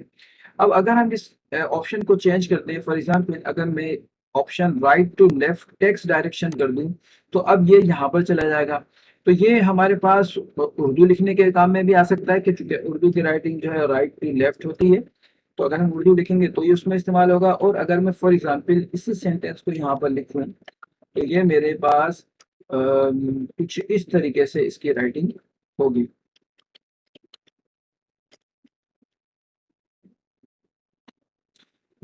तो इस तरीके से जो है वो इस कमांड को एमएस वर्ड में इस्तेमाल किया जाता है। आइए दोस्तों देखते हैं कि शो हाइट की कमांड जो एमएस वर्ड में दी हुई होती है, ये किस तरीके से इस्तेमाल करते हैं। और ये कमांड जो है वो ये वाली कमांड होती है, शो हाइट कमांड, और ये पैराग्राफ ग्रुप में होती है। हम इसको किस तरीके से इस्तेमाल करते हैं, तो देखिए दोस्तों, बेसिकली इसका मकसद ये होता है कि हमारा पैराग्राफ किस जगह पर एंड हो रहा है, ख़त्म कहाँ पर हो रहा है। और दूसरा, इस पैराग्राफ में अगर कहीं पर गैप मौजूद है, फॉर एग्जाम्पल हम यहाँ पर इसको थोड़ा सा यहाँ पे लाइंस का गैप दे देते हैं, और अब मैं इस कमांड को ओपन करता हूँ, तो आप देखेंगे कि हर पैराग्राफ के या सेंटेंस के आखिर में जो है वो यहाँ पर ये सिंबल जो है वो आना शुरू हो चुका है शो हाइट का, जो मुझे ये बताता है कि यहाँ पर गैप मौजूद है। मैं इस गैप को अगर ख़त्म करता हूँ, फॉर एग्जाम्पल जैसे मैंने ख़त्म किया, तो यहाँ पर मैं इसको ख़त्म कर सकता हूँ इजीली, क्योंकि मेरे सामने मेंशन हो गया है। जब हम बहुत ज़्यादा राइटिंग कर रहे होते हैं टेक्स्ट में, और बहुत ज़्यादा हमारे पास पेजेस होते हैं, तो उस वक्त हमारे साथ बात ये होता है कि कुछ हमारे पास से लाइंस जो है वो के गैप मेंशन हो जाते हैं या गलती से रह जाते हैं, तो हम उनको इसकी मदद से हाईलाइट कर लेते हैं और फिर वहाँ से उस गैप को रिमूव कर लेते हैं। आइए दोस्तों, अब देखते हैं एमएस वर्ड में टेक्स्ट अलाइनमेंट्स की जो कमांड्स होती है वो किस तरीके से इस्तेमाल की जाती हैं और कौन कौन सी होती हैं। तो दोस्तों, एमएस वर्ड में टेक्स्ट अलाइनमेंट में तीन तरीके की अलाइनमेंट्स होती हैं। अलाइनमेंट जो पहली होती है अलाइन लेफ्ट, कंट्रोल एल से इसको इसकी शॉर्टकट की होती है। दूसरी अलाइनमेंट जो होती है वो हमारे पास होती है सेंटर अलाइन, और ये कंट्रोल पी इसकी शॉर्टकट की होती है। और जो तीसरी अलाइनमेंट हमारे पास होती है उसको हम अलाइन राइट कहते हैं, और ये कंट्रोल आर इसकी शॉर्टकट की होती है। इसको हम अप्लाई किस तरीके से करते हैं, जिस भी टेक्स्ट को हमने अलाइन करना है उसको हमने सिलेक्ट करने के बाद अगर मैं सेंटर में करना चाहता हूं तो ये सेंटर में आ जाएगा। अगर मैं इसको राइट अलाइनमेंट चाहता हूं करना है इसकी, तो मैं राइट अलाइनमेंट पे जैसे क्लिक करूंगा तो ये राइट अलाइन हो जाएगा। अब दोबारा अगर मैं इसको सेंटर में लाना चाहता हूँ तो ये दोबारा सेंटर अलाइन हो जाएगा। बिल्कुल इसी तरीके से अगर मैं पूरा का पूरा पैराग्राफ अलाइन करना चाहता हूँ सेंटर में, तो ये पूरा पैराग्राफ सेंटर अलाइन हो जाएगा। अगर मैं राइट अलाइन करना चाहता हूँ तो ये पूरा का पूरा पैराग्राफ तो राइट अलाइन हो जाएगा। और हम अपनी रिक्वायरमेंट के हिसाब से इन कमांड्स को इस्तेमाल करते हैं। आइए दोस्तों देखते हैं कि हमारे पास एक बहुत ही ज्यादा इस्तेमाल होने वाली कमांड एमएस वर्ड में जो कि पैराग्राफ ग्रुप में होती है वो जस्टिफाई की कमांड कहलाती है, जैसे कि यहाँ पे आपको नजर आ रहा है। और जस्टिफाई की कमांड हमारे पास ये कमांड होती है जो कि आपको लाइनें नजर आ रही हैं, आपको 4 लाइनें पैरेलल 4 लाइनें नजर आ रही है, तो ये जस्टिफाई की कमांड होती है। इसकी जो शॉर्टकट होती है वो कंट्रोल जे होती है। इसको हम अप्लाई किस तरीके से करते हैं, आइए देखते हैं। सबसे पहले हम जिस टेक्स्ट पर हमें लगाना है उसको हमने सिलेक्ट करना है। सिलेक्ट करने के बाद हम इस कमांड पर क्लिक करेंगे। तो इस कमांड को जब हम सिलेक्ट करते हैं तो इसमें हमारे पास 4 ऑप्शन दिए हुए हैं। बाज़-औक़ात हमें सिर्फ एक ऑप्शन भी मिल रहा होता है, पहला वाला, और यही ज़्यादा हमारे पास यूज़ हो रहा होता है। बाकी भी हम अप्लाई कर सकते हैं जिससे हमारा गैप जो है कम ज़्यादा होता है, पहले कम होता है फिर बढ़ता है और फिर बहुत ज़्यादा हो जाता है। तो हम एक देख लेंगे तो बाकी भी इजीली अप्लाई कर सकते हैं। तो इसके अप्लाई करने से क्या होता है कि जैसे कि आप यहाँ पर टेक्स्ट देख रहे हैं कि ये यहाँ से लेफ्ट साइड से पूरा बराबर नजर आ रहा है, लेकिन राइट साइड से जब आप देख रहे हैं तो ये चीज बराबर नजर नहीं आ रही, और हम चाहते हैं यहाँ से भी बिल्कुल बराबर नजर आए। तो इसके लिए हमने टेक्स्ट को सिलेक्ट किया, और सिलेक्ट करने के बाद कमांड में गए, और मैं जैसे ही इस पे क्लिक करूंगा तो आपने देखा कि दोनों तरफ से ये टेक्स्ट जो है वो बिल्कुल अलाइन हो चुका है। तो ये कमांड जो है वो बहुत ज्यादा इस्तेमाल होती है, और हम अपनी जरूरत के मुताबिक इसको इस्तेमाल करते हैं। इस वर्ड के अंदर लाइन एंड पैराग्राफ स्पेसिंग की जो कमांड होती है पैराग्राफ ग्रुप में, उसको हम किस तरीके से इस्तेमाल करते हैं, तो इसको हम देखते हैं। तो दोस्तों, सबसे पहले हमने करना है टेक्स्ट को सिलेक्ट। आपने जब इसको सिलेक्ट कर लिया, यहाँ पर आने के बाद कमांड में आना है। कमांड में आने के बाद आपके पास यहाँ पर आप देख रहे हैं हमारे पास मुख्तलिफ किस्म के ऑप्शन दिए हुए हैं। जैसे जैसे मैं ऑप्शन पर लेके जाता हूँ, आप देख रहे हैं कि यहाँ पर गैप बढ़ता जा रहा है। तो हम अपनी रिक्वायरमेंट के हिसाब से, जो हमारी रिक्वायरमेंट है उसके हिसाब से हम गैप पे सिलेक्ट कर लेते हैं। जैसे हमने ये सिलेक्ट कर लिया तो इसमें ये गैप ऑटोमेटिक मेंशन हो गया। अब अगर मैं चाहता हूँ, फॉर एग्जांपल यहाँ पे आप देखिए एक ऑप्शन हमारे पास यहाँ पे दिया हुआ है, रिमूव स्पेस आफ्टर पैराग्राफ। तो यहाँ पर आप देखें, यहाँ पर इस जगह गैप आ रहा है। जैसे मैं यहाँ पे क्लिक करता हूँ तो आप देखिए यहाँ पर ये गैप खत्म हो गया। अब अगर मैं ये चाहता हूँ कि ये गैप दोबारा आ जाए यहाँ पर, मैं दोबारा यहाँ पर जाऊँगा और यहाँ पर करूँगा ऐड स्पेस आफ्टर पैराग्राफ, और जैसे मैं इस पे क्लिक करूँगा तो अब आप देखिए यहाँ पर जो गैप है इससे थोड़ा-सा ज़्यादा गैप यहाँ पर जो है वो मेंशन हो जाएगा और आ जाएगा। आज हम पैराग्राफ ग्रुप की कुछ और मज़ीद अहम कमांड्स को सीखेंगे। अगर हमें उनके बारे में पता हो तो हम अपने डॉक्यूमेंट को, अपने काम को और बेहतर तरीके से कर सकते हैं और उसका बेहतर तरीके से फ़ायदा उठा सकते हैं। तो आइए हम चलते हैं अपने टॉपिक की जानिब। तो दोस्तों सबसे पहले हम सीखेंगे शेडिंग की कमांड के बारे में कि शेडिंग की कमांड कौन सी होती है, उसको किस तरीके से इस्तेमाल किया जाता है। तो दोस्तों शेडिंग की कमांड का ये सिंबल जो नज़र आ रहा है आपको, ये शेडिंग की कमांड का सिंबल है। और ये आप देख रहे हैं कि ये शेडिंग की कमांड का सिंबल कुछ इस तरीके से होता है। ये कमांड यहाँ पर ये जो नज़र आ रही है आपको, ये कमांड है, अगर मैं इसको क्लिक करूँगा तो ये आपको यहाँ पर ये कुछ इस तरीके से ये नज़र आती है। अब इसको हम अप्लाई किस तरीके से करते हैं आइए देखते हैं। सबसे पहले आपने अपने टेक्स्ट को सिलेक्ट करना है। सिलेक्ट करने के बाद अब इसे आपको अपनी कमांड में जाना है शेडिंग की, और यहाँ से आपने कलर को सिलेक्ट कर लेना है। तो जैसे ही आप कलर को सिलेक्ट करेंगे तो वो जो भी कलर होगा यहाँ पर, वो यहाँ पर आपके शेडिंग के साथ आना शुरू हो जाएगा। अगर आप कोई और कलर अपनी मर्ज़ी का सिलेक्ट करना चाहते हैं तो आपने यहाँ पर, जैसे कि मैंने क्लिक किया, यहाँ पर आपने मोर कलर पे आपने क्लिक करना है। क्लिक करने के बाद यहाँ पर आप देखें तो यहाँ पर आपको डिफरेंट किस्म के कलर यहाँ से मिल जाएंगे। यहाँ से आप सिलेक्ट करना चाहें यहाँ से कर लें। तो आप जो भी कलर सिलेक्ट करेंगे तो वो यहाँ पर शेडिंग कलर आ जाएगा। और अगर आप इसको ख़त्म करना चाहते हैं तो आप यहाँ पर इसको सिलेक्ट करें, और सिलेक्ट करने के बाद दोबारा आप शेडिंग में जाएं, और शेडिंग में जाने के बाद इसको आप यहाँ पे नो कलर कर दें। तो ये दोबारा आपका जो सिलेक्ट कमांड हुई थी वो डीएक्टिव हो जाएगी, यानी जो ओरिजिनल पोजीशन में आपका टेक्स्ट था वो दोबारा उसी कंडीशन में चला जाएगा। आइए दोस्तों अब देखते हैं हम बॉर्डर की कमांड कि बॉर्डर की कमांड किस तरीके से इस्तेमाल होती है। तो दोस्तों ये जैसे नज़र आ रहा है आपको, बॉर्डर की कमांड ऐसी होती है। और अगर हम यहाँ पर देखें आप तो ये आपको ये नज़र आ रही है। मैं इसको अगर क्लिक करूँगा तो ये कुछ इस तरीके से यहाँ पे एक मेन्यू यहाँ पे आपके सामने ओपन हो जाता है, और मुख्तलिफ़ किस्म के यहाँ पर जो ऑप्शन दिए हुए होते हैं। तो अब देखते हैं कि इसको हम इस्तेमाल किस तरीके से करते हैं। तो दोस्तों देखें आप, सबसे पहले मैंने इसको टेक्स्ट को सिलेक्ट किया। सिलेक्ट करने के बाद अब मैं यहाँ पर देखें मुख्तलिफ़ किस्म के आपको यहाँ पे ऑप्शन नज़र आ रहे होंगे। जैसे जैसे मैं ऑप्शन यहाँ पे सिलेक्ट करता रहूँगा उसी तरह यहाँ पर जो है लाइन आती रहेगी। यहाँ पे लिखा हुआ है बॉटम बॉर्डर, तो आप देखें बॉटम पे लाइन है कि यहाँ पे लिखा हुआ है टॉप बॉर्डर। तो जो मैंने सिलेक्ट किया हुआ था टेक्स्ट उसके टॉप पर आ गई। जब मैंने लेफ़्ट पर किया तो आप यहाँ पर देख रहे हैं कि ये लेफ़्ट पे आ जाएगी, लाइन आ जाएगी। राइट पे देखें आप तो यहाँ पर आप लेफ़्ट पर आप देखें तो यहाँ पे राइट पे लाइन आ जाएगी। जैसे अगर मैं राइट पे क्लिक कर दिया तो यहाँ पर देखें आपको ये राइट पर लाइन नज़र आ रही है। इसी तरीके से अगर फॉर एग्जांपल मैं नेक्स्ट पैराग्राफ को सिलेक्ट कर लेता हूँ, और इसके बाद अगर मैं फॉर एग्जांपल इसको कहता हूँ कि ऑल बॉर्डर, तो ये आप देखें ऑल बॉर्डर का मतलब ये कि पूरे के पूरे चारों तरफ ये लाइन मेरी मौजूद हो गई। इसको अगर मैं ख़त्म करना चाहूँ तो दोबारा सिलेक्ट करूँ, दोबारा इसमें कमांड में जाऊँ, इसको मैं कर दूँ नो बॉर्डर। फिर बिल्कुल इसी तरीके से इसको भी सिलेक्ट करूँ, और सिलेक्ट करने के बाद इसको मैं कर दूँ नो बॉर्डर। तो यहाँ से मैं सारा का जो भी मेरी लाइन है यहाँ पर मैंने लगाई हुई थी, यहाँ पर सारी की लाइनें रिमूव हो जाएंगी और डीएक्टिव हो जाएंगी। दोस्तों अब हम सॉर्ट की कमांड को देखेंगे कि सॉर्ट की कमांड किस तरीके से इस्तेमाल होती है। दोस्तों ये जो हमारे को नज़र आ रही है इस वक्त, ये मैं आपको ज़रा बड़ा करके मैं आपको दिखाता हूँ। मैं देखें ये जो नज़र आ रही है आपको, ये हमारी कमांड जो है वो सॉर्ट की कमांड कहलाती है। अब हम इस सॉर्ट की कमांड को किस तरीके से अप्लाई करते हैं तो आइए हम इसको देखते हैं। तो सॉर्ट की कमांड बेसिकली 3 जगहों पर इस्तेमाल होती है। एक हमारी ये टेक्स्ट पे अप्लाई होती है, एक हमारी ये नंबर पे अप्लाई होती है, और अगर हमारे पास डेट्स यानी कि टेक्स्ट में अगर टेक्स्ट हमारा डेट्स की कंडीशन में मौजूद है तो वहाँ पर भी ये कमांड अप्लाई होती है। तो आइए इसको वन बाय वन इसको हम अप्लाई करते हैं। तो हम सबसे पहले यहाँ पर देखते हैं कि जो हमारे पास टेक्स्ट लिखा हुआ है, लेकिन हम उसको सीक्वेंस करना चाहते हैं। तो हमने यहाँ पर सारा का सारा टेक्स्ट को हमने सिलेक्ट किया। सिलेक्ट करने के बाद सॉर्ट की कमांड में मैंने क्लिक किया। सॉर्ट करने के बाद ये पैराग्राफ यहाँ पर सिलेक्ट हो चुका है। फिर यहाँ पर जो टेक्स्ट जैसे लिखा हुआ है, मैं इसको टेक्स्ट को यहाँ पर इसको सिलेक्ट रखूँगा, और सिलेक्ट करने के बाद असेंडिंग ऑर्डर मैंने रखना। और अब आप इसको यहाँ पे ओके जैसे ही करेंगे तो यहाँ पर आपने देखा कि ये पूरा एक सीक्वेंस के अंदर यहाँ पर ये हो गया।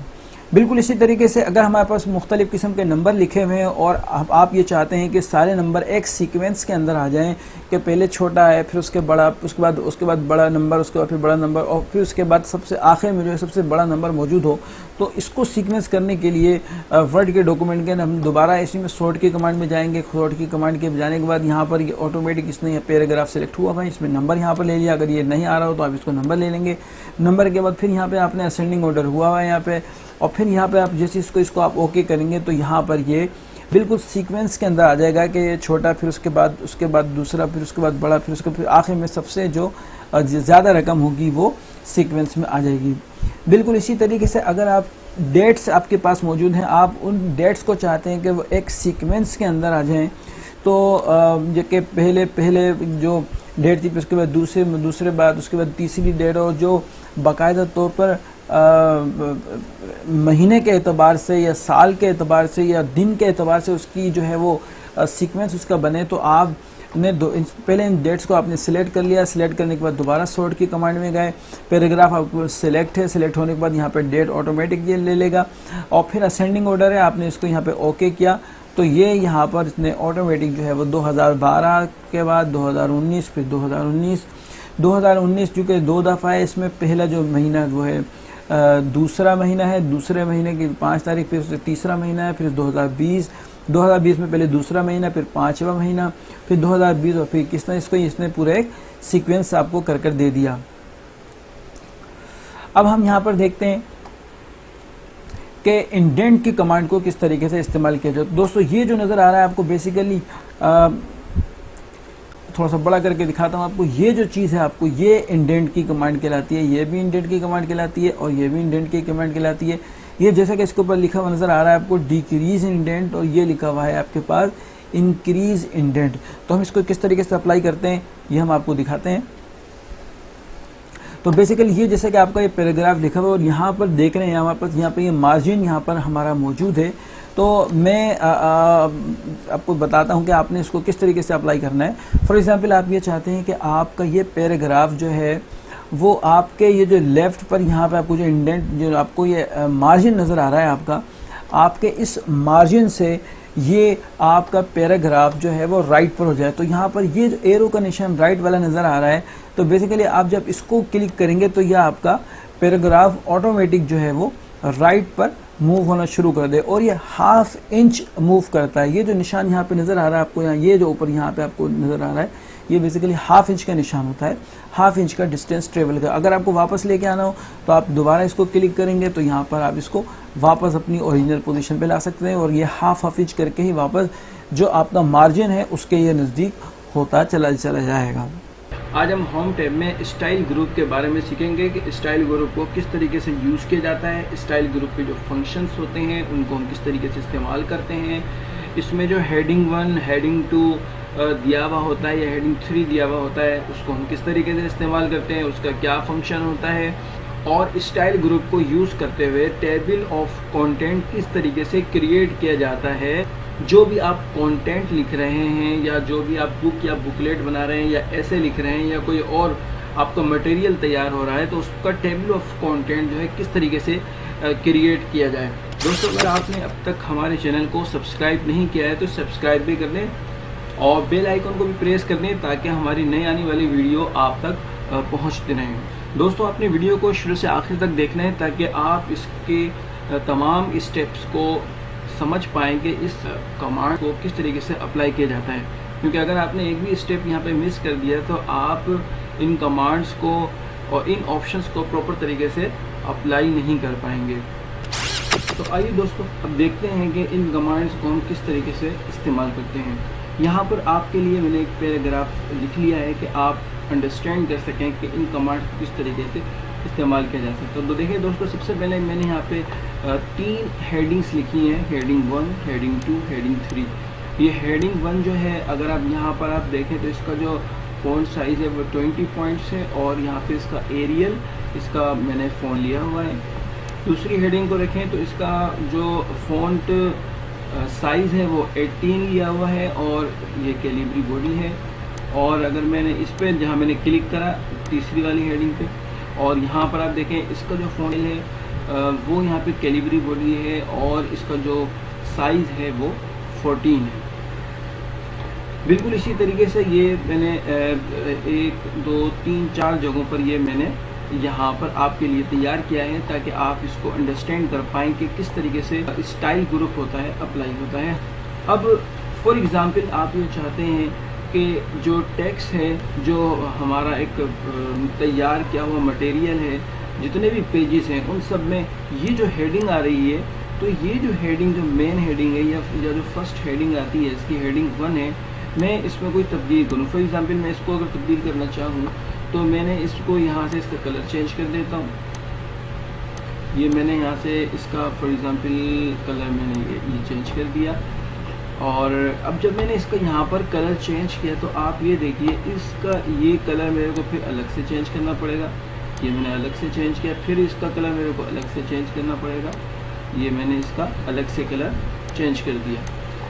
अब अगर इसके अंदर 40-50 मेरे पास फॉर एग्ज़ाम्पल अगर हेडिंग्स मौजूद हों तो आप सोचिए कि मुझे को 1 बाय 1 जाकर उसको चेंज करना पड़ेगा। और इसी तरह फिर हेडिंग 2, हेडिंग 3, फिर हेडिंग 2 और फिर हेडिंग 3, हर जगह पर जाकर मेरे को चेंज करना पड़ेगा। आप ये चाहते हैं कि इसका जो फ़ॉन्ट है वो भी चेंज हो जाए। फॉर एग्ज़ाम्पल मैं इसको यहाँ पर एरियल ब्लैक कर दूँ तो यहाँ पर भी मेरे को जाकर दोबारा एरियल ब्लैक करना पड़ेगा। ये मेरे को यहाँ पे जाना पड़ेगा और यहाँ पे जाने के बाद मुझे एरियल ब्लैक लेना पड़ेगा। फिर दोबारा मेरे को हेडिंग 1 में जाना पड़ेगा और फिर इसको मेरे को यहाँ से इसको दोबारा लेना पड़ेगा एरियल ब्लैक। और इस तरीके से जितनी हेडिंग्स हैं उन सबको जाकर तब्दील करना पड़ेगा। तो इस चीज़ से बचने के लिए कि हम बार बार अपने स्टाइल को चेंज करें, हम इन चीज़ों का इस्तेमाल करते हैं। तो आइए देखते हैं कि इसको अप्लाई किस तरीके से करते हैं कि हम इस चीज़ को कवर कर सकें। पहले हम अपने जो हमने अप्लाई किए कमांड उसको वापस हम अपने टेक्स्ट को अपनी पोजीशन में लेके आगे आ जाते हैं और अब हम इसको अप्लाई करते हैं। तो इसको अप्लाई करने के लिए हमने सबसे पहले अपने इस जो हमारी हेडिंग्स है उसको हमने सिलेक्ट करना है। यानी हम अपनी हेडिंग्स को सिलेक्ट कर लेंगे। हमने इसको सिलेक्ट कर लिया। सिलेक्ट करने के बाद हमने इसको ड्रॉप डाउन मेन्यू को नीचे अपना ओपन कर लेते हैं और यहाँ से हमने इसको हेडिंग 1 का नाम दे दिया कि इसको यहाँ से मैं जैसे इसको यहाँ पे आप देख रहे हैं मैं इसको लेके गया हूँ तो यहाँ पर टेक्स्ट देखें खुद ब खुद ये चेंज हो गया। देखें याद रखिएगा कि जब तक आप टेक्स्ट को सिलेक्ट नहीं करेंगे उस वक्त तक ये हेडिंग उस पर या ये स्टाइल्स पर अप्लाई नहीं होगा। तो सबसे पहले याद रखें, सबसे पहले आपने क्या करना है, टेक्स्ट को सिलेक्ट करना है। सिलेक्ट करने के बाद जब आप उसको हेडिंग 1 जैसे ही आपने सिलेक्ट किया तो वो हेडिंग 1 सिलेक्ट हो गई। इसके बाद फिर दूसरी जो मेरे पास हेडिंग है मैं इसको हेडिंग 2 का नाम दे देता हूँ। ये मेरा हेडिंग 2 का स्टाइल आ गया। और तीसरी को मैं यहाँ पर नाम दे देता हूँ हेडिंग 3 का। ये मैंने हेडिंग 3 यहाँ से आप देख रहे हैं लिखा हुआ है, मैंने इसको सिलेक्ट कर दिया। अब ये एक में छोटा सा रह गया मेरा, इसको मैं इसमें सिलेक्ट कर देता हूँ इसको मैं। अब यहाँ पर आप देखें मैं जैसे ही इसके ऊपर लेके आऊँगा, इस पर मैंने क्लिक किया तो देखें आप ये हेडिंग 1 यहाँ पे आपको थोड़ा सा क्लियर हो जाता है कि यहाँ पे कमांड लग चुकी है। जैसे मैं इस पर करूँगा आप यहाँ पर देखें कि हेडिंग 2 यहाँ पर जो है हाईलाइट कर रहा है और यहाँ पर जैसे ही मैंने क्लिक करा हेडिंग 3 के ऊपर ये हेडिंग 3 यहाँ पर बता रहा है आपको कि हेडिंग 3 यहाँ पर एक्टिव हो गई। बिल्कुल इसी तरीके से हम इन बाकी हेडिंग्स को भी कर लेते हैं। अब मैंने इसको हेडिंग 1 कर लिया और ये मेरा हेडिंग 2 था तो मैं इसको हेडिंग 2 कर लेता हूँ और इसको मैं हेडिंग 3 कर लेता हूँ। बिल्कुल इसी तरीके से आगे वाली जो कमांड है उसको भी कर लेते हैं हेडिंग 1 और इसको हम कर लेते हैं हेडिंग 2 और नीचे की आखिरी की जो हमारे की गई है इसको हेडिंग 3 कर लेते हैं। तो ये हमने इस वक्त स्टाइल ग्रुप से इसके ऊपर अप्लाई कर लिया। अब इसका हमें एडवांटेज क्या होगा, अब आपको ये यहाँ से इसको अंडरस्टैंड करना आसान हो जाएगा। अब हम इसको चेंज करते हैं कि हम चाहते हैं कि हमारा जो स्टाइल है वो जो पहला जो मेरा जो हेडिंग 1 है उसको मैं तब्दील करूँ। तो अगर मैं यहाँ पे इसको सबसे पहले मैंने यहाँ पे इसको सिलेक्ट किया। सिलेक्ट करने के बाद मैं यहाँ पर हेडिंग 1 के ऊपर आऊँगा। यहाँ पर आने के बाद मैं राइट क्लिक करूँगा। राइट क्लिक करने के बाद सिलेक्ट ऑल का जो ऑप्शन आ रहा है इसको आपने यहाँ से सिलेक्ट कर लेना है। अब जैसे आपने सिलेक्ट ऑल पर क्लिक किया अब आप यहाँ पर देखिए जहाँ जहाँ इसमें नीचे हेडिंग 1 है वो देखें ऑटोमेटिक यहाँ पर हाईलाइट हो चुकी है। और जितनी भी इस पे जितने भी पेज हो आपके पास चाहे वो 1000 पेज ही क्यों ना हो जहाँ जहाँ पर ये हेडिंग मौजूद होगी ये ऑटोमेटिक सेलेक्ट हो जाएगी। अब आपने इसके ऊपर दोबारा राइट क्लिक करना है और यहाँ पर जो लिखा हुआ है मॉडिफाई, इसको आपने क्लिक कर देना है। जैसे आप मॉडिफाई को क्लिक करेंगे आपके सामने इस किस्म का एक डायलॉग बॉक्स अपीयर हो जाएगा। अब आपने क्या करना है, इस डायलॉग बॉक्स के अंदर हेडिंग 1 सिलेक्ट हुई है, आपने इसको ऐसे छोड़ देना है, इसको भी ऐसे छोड़ देना है। अब आपने यहाँ से इसके अंदर आपने तब्दीली करनी है। अगर आप चाहते हैं कि इसका जो फ़ॉन्ट स्टाइल है, उसका कलर है, तो आपकी रिक्वायरमेंट के हिसाब से हो जाए तो यहाँ से कर लें। तो फॉर एग्जांपल यहाँ से हम इसको सेलेक्ट करते हैं, तो यहाँ से हम फॉर एग्जांपल हम इसको एरियल ब्लैक ले लेते हैं और एरियल ब्लैक लेने के बाद मैं इसका साइज़ यहाँ से कर लेता हूँ, इसको मैं 20 कर लेता हूँ और कलर में इसका यहाँ से ये रख लेता हूँ। ओके, और यहाँ से मैं इसको साथ ही साथ मैंने बोल्ड को भी क्लिक कर दिया। अब यहाँ जाने के बाद मैं इसके ऑप्शन में आता हूँ थोड़ा सा। अब यहाँ पे देखें आप ऑप्शन में, यहाँ पे अगर हम बात करें तो ये सारी चीज़ें हम सिलेक्ट कर चुके हैं। अब यहाँ पे ये ऑटोमेटिकली अपडेट, इसको भी आप यहाँ पर क्लिक कर दें और क्लिक करने के बाद आप इसको यहाँ पर ओके कर दें। तो अब आप यहाँ पर देखिएगा कि जहाँ जहाँ ये हेडिंग थी ये ऑटोमेटिक जो है, जो आपने टेक्स्ट इसका वहाँ पे मॉडिफाई किया था वो चेंज हो चुकी है। यानी वो आपकी मॉडिफाई करने के बाद जितनी जगहों पर मौजूद थी वो सब तब्दील हो गई है। इसी तरीके से हम हेडिंग 2 के ऊपर आते हैं। हेडिंग 2 को अगर मैं यहाँ पर क्लिक करके रखूँ तब भी सही है, या इसको मैं सिलेक्ट कर लूँ तब भी सही है। और फिर इसके बाद मैं इसको यहाँ पे आया, यहाँ पर आने के बाद मैंने इस कमांड में जाने के बाद सिलेक्ट ऑल को क्लिक करा। तो सिलेक्ट ऑल को जैसे ही क्लिक करा तो आप यहाँ पर देख रहे हैं कि ये देखें ये भी सिलेक्ट हो गया और ये भी यहाँ पर सिलेक्ट हो चुका है। अब हम वापस अपने स्टाइल ग्रुप में हेडिंग 2 पर आए, हमने यहाँ पर मॉडिफाई को क्लिक करा। मॉडिफाई को क्लिक करने के बाद यहाँ से हम एरियल नेरो फॉन्ट ले लेते हैं और यहाँ से हम इसके जो फ़ॉन्ट का जो साइज़ दिया हुआ है वो भी चेंज कर लेते हैं। यहाँ हम इसको फ़ॉन्ट साइज़ को हम 16 कर लेते हैं और इसका कलर भी चेंज कर लेते हैं। फ़ॉन्ट कलर को हम यहाँ पर ये कलर दे देते हैं इसको, और इसको हम साथ ही साथ बोल्ड भी कर देते हैं। और फिर यहाँ पे नीचे टिक का निशान लगा देते हैं यहाँ पे, और इसको हमने ओके कर दिया।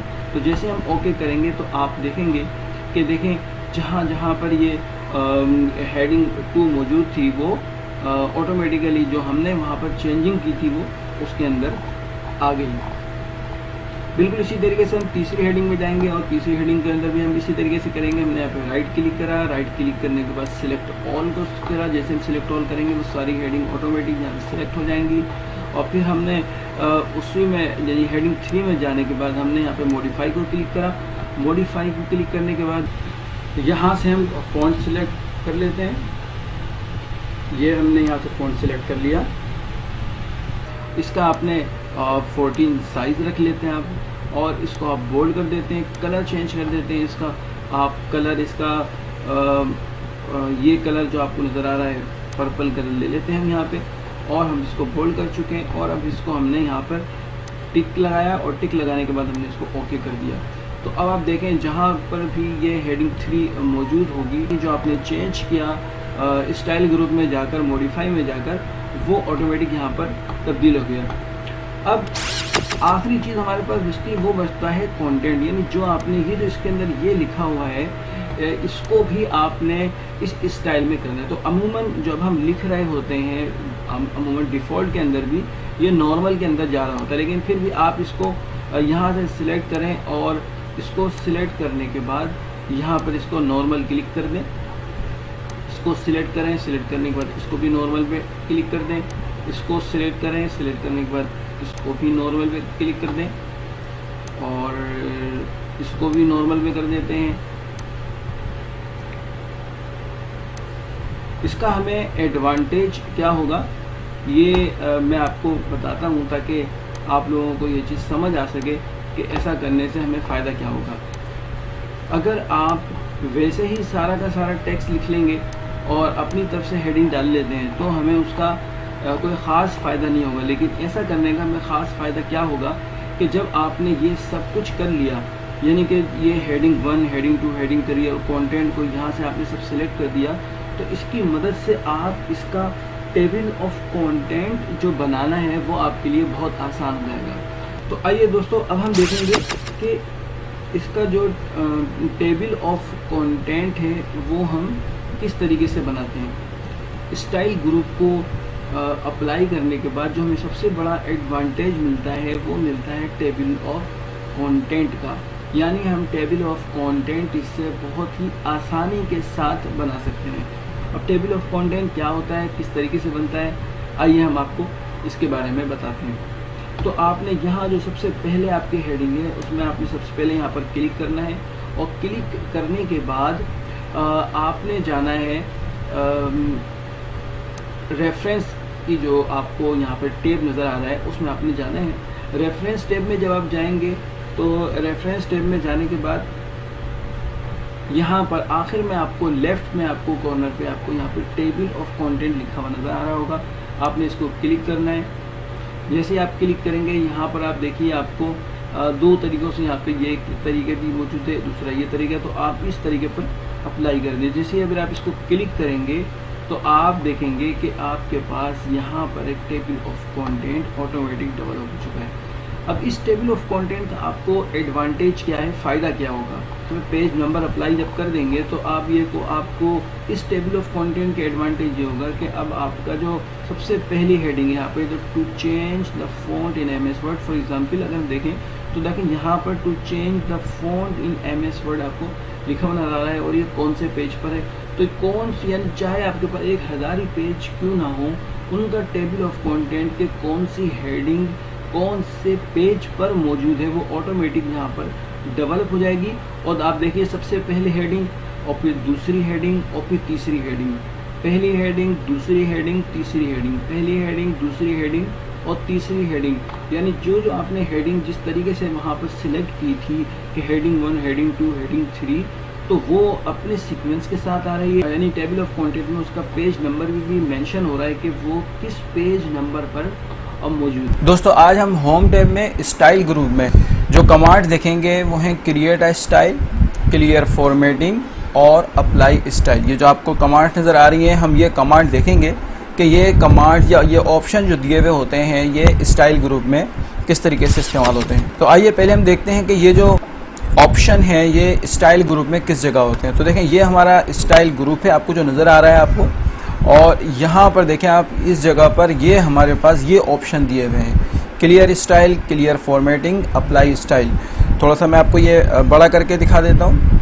ये देखिए आप, ये आपको नज़र आ रहा होगा, देखिए आप, क्लियर स्टाइल, क्लियर फॉर्मेटिंग और अप्लाई स्टाइल। तो आज हम ये देखेंगे कि इन कमांड्स को किस तरीके से इस्तेमाल किया जाता है। तो दोस्तों अगर आपने अब तक हमारे चैनल को सब्सक्राइब नहीं किया है तो इसको सब्सक्राइब भी कर दें और बेल आइकन को भी प्रेस कर दें ताकि हमारी नई आने वाली वीडियो आप तक पहुंचते रहे।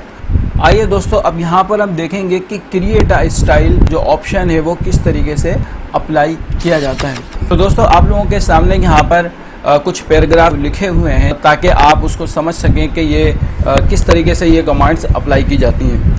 दोस्तों क्रिएट अ स्टाइल जो कमांड है वो अप्लाई हम इसलिए कर रहे होते हैं कि फॉर एग्ज़ाम्पल आप ये चाहते हैं कि आप कोई नया स्टाइल क्रिएट कर लें और जो ऑलरेडी इसके अंदर यहाँ पर मौजूद स्टाइल है, जैसे यहाँ पर आपको ये जो स्टाइल नज़र आ रहे हैं आपको, आप इससे कोई और नया स्टाइल आप बनाएं और उसको स्पेसिफिक नाम दें और वो स्टाइल यहाँ पर आकर सेव हो जाए। और इन पैराग्राफ में जो आपको ये हेडिंग्स नज़र आ रही हैं ये जो है बाकायदा तौर पर यहाँ पे स्टाइल इस पर अप्लाई हुए हुए हैं। जैसे कि आपको ये देखें, आप यहाँ पे ये बता रहा है कि यहाँ पे ये हेडिंग 1 ये स्टाइल है और ये हेडिंग 2 स्टाइल है, और यहाँ पर आप ये देख रहे हैं कि हेडिंग 3 स्टाइल को ये यहाँ पर ये मेंशन कर रहा है स्टाइल ग्रुप गैलरी के अंदर, कलर को, उसके फ़ॉन्ट स्टाइल को। तो आप ये तब्दील करने के लिए, ये करने के लिए आप जो है इस क्रिएट स्टाइल का इस्तेमाल करते हैं। तो आइए अब देखते हैं इसके लिए हमें सबसे पहले क्या करना पड़ेगा। हम फॉर एग्ज़ाम्पल इसी स्टाइल को चाहते हैं कि हमारा ये स्टाइल जो है वो तब्दील हो जाए और हम कोई नया स्टाइल पे इस पर अप्लाई करें। तो आपने इसको यहाँ पे इसको सिलेक्ट करा और सिलेक्ट करने के बाद आप गैलरी में गए और यहाँ से आपने स्टाइल ग्रुप में से यहाँ से आपने ये क्रिएट स्टाइल को क्लिक कर दिया। जैसे आपने यहाँ पे क्रिएट स्टाइल को क्लिक करा, एक डायलॉग बॉक्स आपके सामने अपीयर हो जाएगा। यहाँ पर आपने इस स्टाइल को जो भी आप नाम देना चाह रहे हैं वो नाम दे सकते हैं। फॉर एग्ज़ाम्पल मैं अगर इसको नाम दे देता हूँ माई न्यू स्टाइल, मैं इसको यहाँ पर नाम दे देता हूँ माई न्यू स्टाइल। तो अब जो मैंने इसको यहाँ पर इसका नाम दे दिया, और नाम देने के बाद अब मैं यहाँ पर इसको क्लिक कर देता हूँ मॉडिफाई। मॉडिफाई को क्लिक करने के बाद अब यहाँ पर आप देखिए कि मेरे पास जो मैंने नाम रखा था वो यहाँ पर आ गया। आप इस जगह आप देख रहे हैं, आप ये जो आपने नाम रखा था माई न्यू स्टाइल वो यहाँ पर आ गया, और इसी तरह यही नाम यहाँ पर ऑलरेडी डेवलप हो गया। अब इस जगह पर आपने कोई तब्दीली नहीं करनी, ये बिल्कुल वैसे का वैसे ही रहेगा। अब आपने इसके फ़ॉन्ट में जो साइज़ है फ़ॉन्ट का, उसका कलर है या इसका जो फ़ॉन्ट है, अगर आप वो तब्दील करेंगे तो वो उस स्टाइल में ऑटोमेटिक जाकर तब्दील हो जाएगा और वो जाकर सेव हो जाएगा। फॉर एग्ज़ाम्पल मैं यहाँ पर इसका यहाँ पर मैं इसको ये कलर ले लेता हूँ, और इसके बाद यहाँ पे इसका जो फ़ॉन्ट साइज़ है मैं इसको 24 कर देता हूँ, और या इसको मैं कर लेता हूँ 22। इसको मैंने 22 कर लिया। 22 करने के बाद यहाँ पर जो फ़ॉन्ट दिया हुआ है, मैं इस फ़ॉन्ट को फॉर एग्ज़ाम्पल यहाँ से कोई और ये फ़ॉन्ट जो दिया हुआ है मैं इसको यहाँ से सिलेक्ट कर लेता हूँ, और सिलेक्ट करने के बाद मैं यहाँ से इसको ओके कर देता हूँ। अब आप देखिए कि ये जो स्टाइल है वो चेंज हो चुका है, और ये न्यू स्टाइल के नाम से अगर आप गैलरी देखें, हेडिंग 1, हेडिंग 2 और हेडिंग 3 वो अपनी जगह पर मेंशन हो रहा है, लेकिन ये जो स्टाइल है ये एक न्यू स्टाइल के नाम से यहाँ पर डेवलप हो चुका है। तो ये तरीक़ेकार होता है हमारे new create a new style करने का। और अब अगर फॉर एग्ज़ाम्पल आप कोई और नया स्टाइल बनाना चाहते हैं, आप इसको भी चेंज करना चाहते हैं, तो आप इसको भी चेंज करते हैं कि तरीक़ाकार वही होगा आपका कि जैसा आपको अभी बताया है। आइए दोस्तों, अब ये देखते हैं कि जो क्लियर फॉर्मेटिंग का जो कमांड होती है या क्लियर फॉर्मेटिंग का जो ऑप्शन स्टाइल ग्रुप में दिया हुआ होता है वो किस तरीके से इस्तेमाल होता है, उसका क्या फंक्शन होता है। तो आइए देखते हैं। तो दोस्तों ये आपके सामने कुछ पैराग्राफ ऑलरेडी लिखा हुआ है, जैसे कि पहले भी इसको यूज़ किया है हमने। अब इसके ऊपर हम ये देखते हैं कि ये वाला किस तरीके से हम यूज़ करेंगे। तो आप देखें यहाँ पर हम जाते हैं ड्रॉप डाउन मेन्यू में, हमारे पास ये क्लियर फॉर्मेटिंग का ये हमारे पास ऑप्शन नज़र आ रहा है। तो बेसिकली क्लियर फॉर्मेटिंग का जो फंक्शन है वो ये होता है कि आपने जो भी इसके ऊपर फॉर्मेटिंग अप्लाई की थी, जो स्टाइल अप्लाई किया था, आप चाहते हैं ये सब ख़त्म हो जाए, क्लियर हो जाए, तो आपने यहाँ से क्लियर फॉर्मेटिंग पर जैसे आप क्लिक करेंगे ये तमाम की तमाम इसके ऊपर से जो फॉर्मेटिंग हुई थी और जो स्टाइल अप्लाई हुआ था वो पूरा ख़त्म हो जाएगा। बिल्कुल इसी तरीके से आपने ये कमांड हमने शुरू में जो हमारे एक फ़ॉन्ट ग्रुप के अंदर भी हमने ये चीज़ पढ़ी थी कि अगर हम इसको ख़त्म करना चाहें तो हम इसको जो फ़ॉन्ट ग्रुप के अंदर ये क्लियर फॉर्मेटिंग की जो कमांड आपको ये नज़र आ रही है, तो हम अगर आप इसको भी क्लिक करेंगे तो ये यहाँ से भी ख़त्म हो सकती है। बिल्कुल इसी तरीके से अगर आप इस पर अप्लाई करेंगे तो इसमें भी ये चीज़ अप्लाई हो जाएगी। आप यहाँ से आपने स्टाइल ग्रुप में गए और यहाँ से आपने क्लियर फॉर्मेटिंग करी और ये फिर दोबारा यहाँ से ये फॉर्मेटिंग ख़त्म हो गई। आइए दोस्तों, अब स्टाइल ग्रुप में अप्लाई स्टाइल्स का जो ऑप्शन होता है उसको किस तरीके से इस्तेमाल किया जाता है, ये जो यहाँ पर दिया हुआ है ये हम देखते हैं। तो आप लोगों के लिए यहाँ पैराग्राफ्स कुछ मौजूद हैं, हम इस पर अप्लाई करके देखते हैं इसको ये किस तरीके से अप्लाई किया जाता है। सबसे पहले आपने टेक्स्ट को यहाँ पे जो आपको जिसका स्टाइल आपको अप्लाई करना है, जिस पर आपने उसको यहाँ से सिलेक्ट कर लिया। सिलेक्ट करने के बाद अब आप गैलरी में गए, गैलरी में जाने के बाद अप्लाई स्टाइल के ऑप्शन पे आपने क्लिक किया। जैसे ही आप क्लिक करेंगे अप्लाई स्टाइल की आपके यहाँ पे सामने एक विंडो आपके सामने अपीयर हो जाएगी। अब इस विंडो में आपके सामने यहाँ पर बहुत सारे स्टाइल के नाम दिए हुए हैं, लेकिन अगर आप यहाँ से किसी भी स्टाइल को यहाँ से सिलेक्ट कर लेंगे तो वो सिलेक्ट होने के बाद वो कैसा नज़र आएगा आपको यहाँ से बिल्कुल पता नहीं चल सकेगा। तो आपने यहाँ से उस स्टाइल को सिलेक्ट नहीं करना है। आपने क्या करना है, आपने ये जो मॉडिफाई नज़र आ रहा है आपको और यहाँ पर ये जो स्टाइल नज़र आ रहा है, तो आपने सबसे पहले यहाँ से जो स्टाइल नज़र आ रहा है आपको, आपने स्टाइल पर क्लिक करना है। जैसे ही आप स्टाइल पर क्लिक करेंगे तो इस जगह पर आप देख रहे हैं कि यहाँ पर आपके सामने वो जो स्टाइल यहाँ पर जितने यानी इस विंडो के अंदर जितने स्टाइल मौजूद हैं आपके, वो सारे स्टाइल आपको यहाँ से नज़र आना शुरू हो जाएंगे। और अगर आप नाम देखना चाहते हैं तो फिर यहाँ से आप इस यहाँ पे जो टिक का निशान तो इसको हटा दें। अब यहाँ पर जो नाम सारे आ रहे थे वही नाम दोबारा यहाँ पर आपके सामने अपीयर होना ही शुरू हो जाएंगे यहाँ पे जो सामने। लेकिन इस नाम से आप सिलेक्ट करेंगे तो आपको ये नहीं पता चलेगा कि वो स्टाइल नज़र कैसा आ रहा होगा। तो आपने यहाँ से शो प्रीव्यू को यहाँ से आप जैसे क्लिक करेंगे तो अब आपके सामने बाकायदा तौर पर वो स्टाइल अपनी एप्लीकेशन के बाद कैसा नज़र आएगा वो नज़र आना शुरू हो जाएंगे। अब यहाँ पे एक और ऑप्शन दिया हुआ होता है कि आप जो यहाँ से जिस स्टाइल को भी सिलेक्ट करेंगे और जैसे ही उसके ऊपर आप अपना कर्सर लेके जाते हैं तो उसके बारे में वो पूरी डिटेल बता देता है कि जो आपका स्टाइल है, पैराग्राफ उसमें किस तरीके का है, और जो उसके अंदर आपने फ़ॉन्ट चूज़ किया हुआ है वो कौन सा है, बोल्ड है, कलर कौन सा है, आपने उसका साइज़ क्या रखा हुआ है। तो ये हर एक, अब ये जो आपने अभी जो स्टाइल आपने बनाया था माई न्यू स्टाइल के नाम से आपने फ़ॉन्ट बनाया था, वो भी यहाँ पर देखें आप ये शो हो रहा है कि अगर आपने वहाँ से फॉर एग्ज़ाम्पल डिलीट कर भी दिया तो ये यहाँ पर मौजूद होता है। और यहाँ के अलावा देखें आप यहाँ पर भी ऑलरेडी इस जगह पर भी आपको ये नज़र आ रहा है कि आपका अपना बनाया हुआ स्टाइल यहाँ पर मौजूद है। आप आज हम होम टैब में एडिटिंग ग्रुप के बारे में कुछ सीखेंगे कि एडिटिंग ग्रुप में किस तरीके से काम किया जाता है और एडिटिंग ग्रुप में कौन कौन सी कमांड्स होती हैं। तो यहाँ पर आपके आसानी के लिए एडिटिंग ग्रुप में जो कमांड्स होती हैं जो बहुत ज़्यादा इस्तेमाल होती हैं वो यहाँ पर अलग से मैंने लिख दी है ताकि आप उसको इजीली अंडरस्टैंड कर सकें। देखिए सबसे पहले जो होता है वो फाइंड होता है। यहाँ पर जो फाइंड नज़र आ रहा है और इस फाइंड के जो अगर हम इसको हम क्लिक करें यहाँ पर तो यहाँ पर आप देखेंगे कि इस 3 ऑप्शन यहाँ पर आ रहे होते हैं। तो ये 3 ऑप्शन यहाँ पर मैंने लिख दिए हैं कि फाइंड, एडवांस फाइंड और गो टू। तो दोस्तों अगर आपने अब तक हमारे चैनल को सब्सक्राइब नहीं किया है तो आप इसको सब्सक्राइब भी कर दें और बेल आइकन को भी प्रेस कर दें ताकि हमारी नई आने वाली वीडियो आप तक पहुंचती रहे, और लाइक और शेयर करना भी मत भूलिएगा। तो दोस्तों चलते हैं अपने कमांड्स की जानिब और देखते हैं कि इन एडिटिंग की कमांड्स को किस तरीके से इस्तेमाल किया जाता है। आइए दोस्तों सबसे पहले हम देखते हैं कि फाइंड की जो कमांड होती है उसको हम किस तरीके से इस्तेमाल करते हैं। आपने अगर कोई डॉक्यूमेंट लिखा है, कोई आपने पेपर तैयार किया है, कुछ टेक्स्ट उसमें लिखा हुआ है और आप उसमें कुछ तलाश करना चाहते हैं कि फुला लेटर या फुला वर्ड वो कहाँ पर है और वो हाईलाइट हो जाए, तो उसका लिए एक तो कमांड ये है कि अगर आप कंट्रोल F अगर आप प्रेस करेंगे तो कंट्रोल F करने से भी ये कमांड एक्टिव हो जाती है।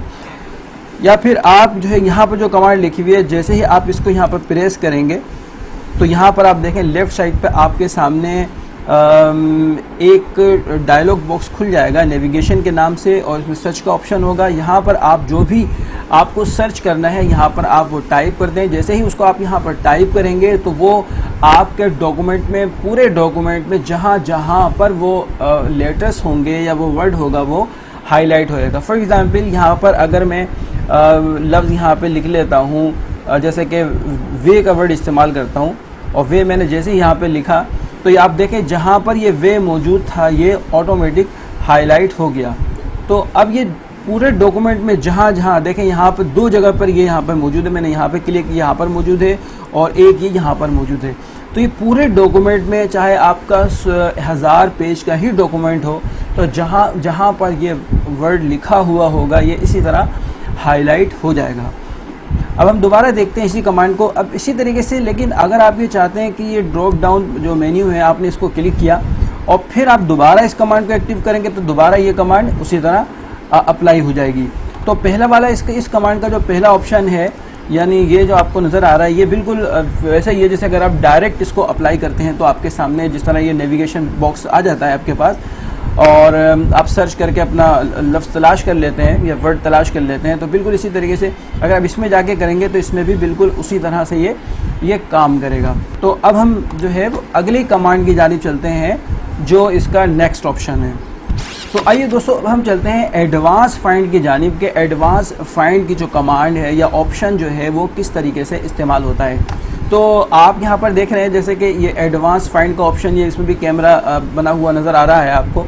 तो इसको हम किस तरीके से इस्तेमाल करते हैं, तो देखिए एडवांस फाइंड का मकसद ये होता है कि आपको इसमें थोड़े से ज़्यादा ऑप्शन होते हैं, सर्च के ऑप्शन डिफरेंट तरीके से इसमें दिए हुए होते हैं। तो आइए इस कमांड को अप्लाई करके देखते हैं कि किस तरीके से इसको हम अपने ऑप्शंस को अप्लाई करते हैं। तो हमने एडवांस की कमांड को यहाँ पे क्लिक कर दिया। अब जब आप इसके एडवांस की कमांड को आप क्लिक करते हैं तो आपके सामने एक यहाँ पे डायलॉग बॉक्स अपीयर हो जाता है। इस डायलॉग बॉक्स के अंदर आपके पास यहाँ पर एक फाइंड होता है, एक रिप्लेस होता है और यहाँ पर एक जगह पर आपको गो टू लिखा हुआ नज़र आ रहा होता है। तो रिप्लेस और गो टू को आप रहने दीजिए और यहाँ पर इस वक्त देखें फाइंड कमांड चूँकि एक्टिव है तो यहाँ पर आपको वाइट हुई हुई ये नज़र आ रही है। चूँकि हमने लास्ट टाइम वे का वर्ड इस्तेमाल किया था, यहाँ पर वे का वर्ड ऑलरेडी इस्तेमाल हुआ है। तो ये मैं इस डायलॉग बॉक्स को थोड़ा सा यहाँ पे ऊपर कर लेता हूँ ताकि आपको कमांड समझने में आसानी हो। तो यहाँ से मैं फॉर एग्ज़ाम्पल कोई एक वर्ड ले लेता हूँ, सर्च करना चाहता हूँ तो मैं उस वर्ड को लेता हूँ, यहाँ पर लिखता हूँ CODE कोड।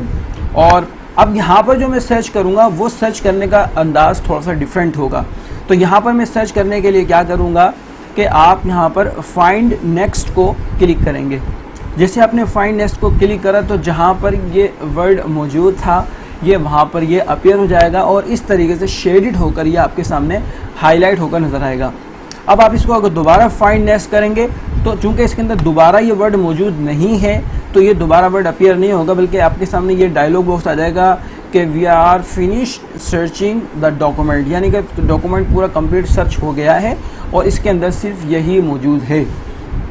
लेकिन फॉर एग्ज़ाम्पल अगर इसके अब मैं कोई और वर्ड तलाश करता हूँ, फॉर एग्ज़ाम्पल मैं यहाँ पे एक वर्ड इस्तेमाल कर लेता हूँ वी का, ये मैंने वी का वर्ड लिखा है यहाँ पे। अब मैं इसको तलाश करता हूँ, फिर मैंने यहाँ पे लिखा इसको फाइंड। अब देखें यहाँ पर जिस जगह पर भी VE मौजूद होगा ये उसको हाईलाइट करेगा यहाँ पे, सही है। जैसे यहाँ पर वी शो हो गया, यहाँ पर वी शो हो गया, इस जगह पर वी शो हो गया। अब मैं जैसे जैसे फाइंड नेक्स्ट करता रहूँगा ये उसको शो करता चला जाएगा। अच्छा, लेकिन अगर मैं ये चाहता हूँ कि ये जहाँ पर भी मौजूद है ये हाईलाइट हो जाए, ये वर्ड यानी कि वी जो वर्ड है ये हाईलाइट हो जाए, तो इसके लिए मैं एक काम तो ये करूँगा कि यहाँ पर इस जगह पर मैं क्लिक करूँगा फाइंड और इसको मैं कर दूँगा कि मेन डॉक्यूमेंट में जैसे ही इसको मैं क्लिक करूँगा तो मेरे इस डॉक्यूमेंट के अंदर जहाँ जहाँ पर ये वी का वर्ड मौजूद होगा ये ऑटोमेटिक हाईलाइट हो जाएगा, जिस तरह के ये शेडिड हुआ हुआ आपको नज़र आ रहा है। और अगर आप ये चाहते हैं कि मज़ीद ये हाईलाइट हो जाए येलो कलर के साथ तो यहाँ पर ये एक आपको ऑप्शन नज़र आ रहा है। अब आप इसको यहाँ पे क्लिक करें और यहाँ पे लिख दें हाईलाइट ऑल। तो जैसे मैं हाईलाइट ऑल करूँगा तो ये इस डॉक्यूमेंट के अंदर जहाँ जहाँ भी ये लिखा हुआ होगा ये देखें आप, ये वो हाईलाइट हो गया और येलो हाईलाइट आपके सामने अपीयर होना ये शुरू हो चुका है। और अगर आप चाहते हैं कि बस मेरे को समझ में आ गया है कितनी जगहों पर ये मौजूद है और अब मैं ये चाहता हूँ कि मैं इस हाईलाइट को ख़त्म कर दूँ, तो आप दोबारा यहाँ पर जाएं और यहाँ जाने के बाद इसको क्लियर हाईलाइटिंग कर देंगे तो ये यहाँ से ऑप्शन जो है वो ख़त्म हो जाएगा, ये हाईलाइट ख़त्म हो जाएगा। आप खाली यहाँ पे शेडिड पोर्शन यहाँ पर अपीयर हो जाएगा। आइए अब एडवांस फाइंड के मज़ीद ऑप्शंस को देखते हैं कि इसमें मज़ीद ऑप्शंस में किस तरीके से काम किया जाता है।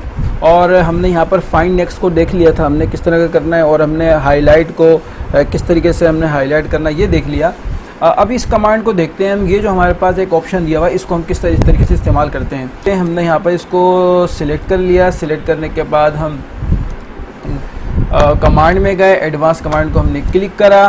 क्लिक करने के बाद हम यहाँ पे जो वर्ड तलाश करना चाहते हैं वो वर्ड हम लिखते हैं। फॉर एग्ज़ाम्पल मैं यहाँ पर कैन का वर्ड इस्तेमाल कर लेता हूँ कि कैन मेरे को सर्च करना है, लेकिन कैन मैंने सर्च करना है किस जगह पर, मैंने जो सिलेक्ट किया हुआ है टेक्स्ट उसमें मुझे कैन चाहिए। अब जैसे ही मैं उसको यहाँ पर क्लिक करूँगा तो यहाँ पर आप देख लीजिए कि कैन उस सिलेक्टेड टेक्स्ट के अंदर अपीयर हो जाएगा या आपका शेडिड हो जाएगा जो मैंने सिलेक्ट किया हुआ है। और उसके लिए मैंने कौन सी कमांड इस्तेमाल करी, यहाँ पर इस ऑप्शन के ये करंट सिलेक्शन की कमांड को इस्तेमाल किया। मज़ीद इसके अंदर और मज़ीद कमांड को हम देखते हैं, तो उसके लिए हम दोबारा कमांड में जाते हैं। दोबारा कमांड में जाने के बाद अब हम दोबारा कमांड में जाते हैं। दोबारा कमांड से हम इसको ऑप्शन को क्लिक करते हैं और एडवांस फाइंड को दोबारा ओपन करते हैं डायलॉग बॉक्स को, और यहाँ पर जो मोर लिखा हुआ नज़र आ रहा है आपने यहाँ पे इसको ओपन कर लिया। अब जब आपने इसको ओपन कर लिया तो अब यहाँ पर आपको मज़ीद और बहुत सारे ऑप्शंस आपके सामने अपीयर हो जाते हैं। इसमें जो बहुत ज़्यादा इस्तेमाल होने वाले होते हैं वो है आपके पास एक मैच केस और दूसरा जो है आपके पास फाइंड होल वर्ड्स। तो आप देखते हैं हम सबसे पहले मैच केस क्या चीज़ होती है और मैच केस में किस तरीके से काम किया जाता है। तो मैच केस का मतलब ये होता है कि आप इस जगह पर यानी कि फाइंड वर्ड के अंदर जो अल्फाज या वर्ड्स लिख रहे हैं वो किस केस में है, यानी कैपिटल में है या स्मॉल लेटर में है। तो वो यहाँ पे फॉर एग्ज़ाम्पल मैं यहाँ पर कैपिटल वी और स्मॉल ई लिख देता हूँ और इसके बाद में यहाँ पर इसको यहाँ पर मैच केस कर देता हूँ कि जहाँ पर भी कैपिटल वी और स्मॉल ई हो वो मुझे इस डॉक्यूमेंट में, और कौन से डॉक्यूमेंट में यहाँ पे सिलेक्ट कर लेता हूँ मैं, मेन डॉक्यूमेंट। तो ये आप देखें कि यहाँ पर सिस्टम ने मुझे वो जगह बता दी जहाँ पर कैपिटल वी मौजूद है। यहाँ पर दरमियान में आपको स्मॉल वी भी नज़र आ रहा होगा, जैसे ये आपको नज़र आ रहा है यहाँ पर इस जगह पर। और लेकिन इसने यहाँ पर सिलेक्ट कौन सा किया, जो यहाँ पे आपने इसको केस बताया जिसका पहला लेटर कैपिटल और दूसरा लेटर उसका जो है वो स्मॉल हो, तो वो यहाँ पर सिलेक्ट करके आपके सामने वो अपीयर कर दे। तो ये केस सेंसिटिव हो गया। मज़ीद आगे चलते हैं इसमें और अब दूसरे ऑप्शन को देखते हैं। वो दूसरा हमारे पास ऑप्शन है फाइंड होल वर्ड्स। जो फाइंड होल वर्ड्स है, अब इसका इस्तेमाल आपको बताते हैं। आपने लास्ट टाइम इसी वर्ड को हम यूज़ करते हैं वी को, और अगर हम यहाँ पर वी लिखते हैं, पिछले हमने जो फाइंड की कमांड आपने देखा था प्रीवियस में, जब हमने फाइंड की कमांड में वी लिखा था तो हमारे पास जहाँ जहाँ पर वी मौजूद था वो अपीयर हो गया था। लेकिन जब हम यहाँ पे फाइंड द होल वर्ड्स की कमांड को सिलेक्ट कर लेंगे तो अब क्या होगा, हमारे पास होगा ये कि सिर्फ स्पेसिफिकली हमारे पास वी का वर्ड ही सिलेक्ट होगा, ना कि खाली वी ई लेटर सिलेक्ट होगा। तो हमने यहाँ पे इसको वी लिख लिया यहाँ पे हमने यहाँ पर, और वी लिखने के बाद हमने यहाँ पर फाइंड होल वर्ड्स ओनली कर दिया। और अब हम इसको जब इंटर करते हैं यहाँ पे, या हम इसको यहाँ पे फील्ड बता देते हैं यहाँ पे फॉर एग्जांपल मेन डॉक्यूमेंट, तो अब आप अगर देखें तो ये जहाँ जहाँ पर ये वर्ड वी होगा ये देखें आप वो सिलेक्ट हो गया। और आप यहाँ पर देखें पिछली जो हमने पहली कमांड दी यानी कंट्रोल एफ यानी फाइंड की कमांड में आपने देखा होगा कि ये वी हमारे पास उस वक्त ये भी शो कर रहा था, क्योंकि हमने वहाँ पर फाइंड में वी ई को मालूम किया था कि हमें जहाँ पर भी वी ई मौजूद है वो बता दे।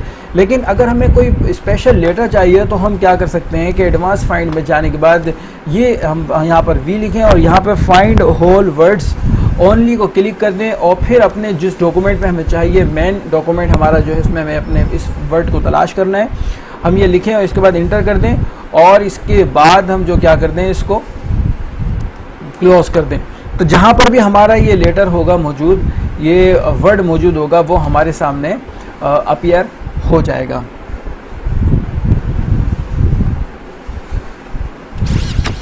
आइए दोस्तों अब चलते हैं अपने एक और अगले ऑप्शन की जानिब, यानी गो टू की कमांड, जो हमारे इसमें यहाँ पर ये देखें जो लिखी हुई होती है ये किस तरीके यूज़ होती है। देखते हैं कि गो टू कमांड जो कि फाइंड बटन के अंदर मौजूद होती है, जैसे कि हम यहाँ पे आप देख रहे हैं ये गो टू कमांड, तो ये किस तरीके से इस्तेमाल होती है। तो आइए इसको क्लिक करते हैं और देखते हैं इसको किस तरीके से इस्तेमाल किया जाता है।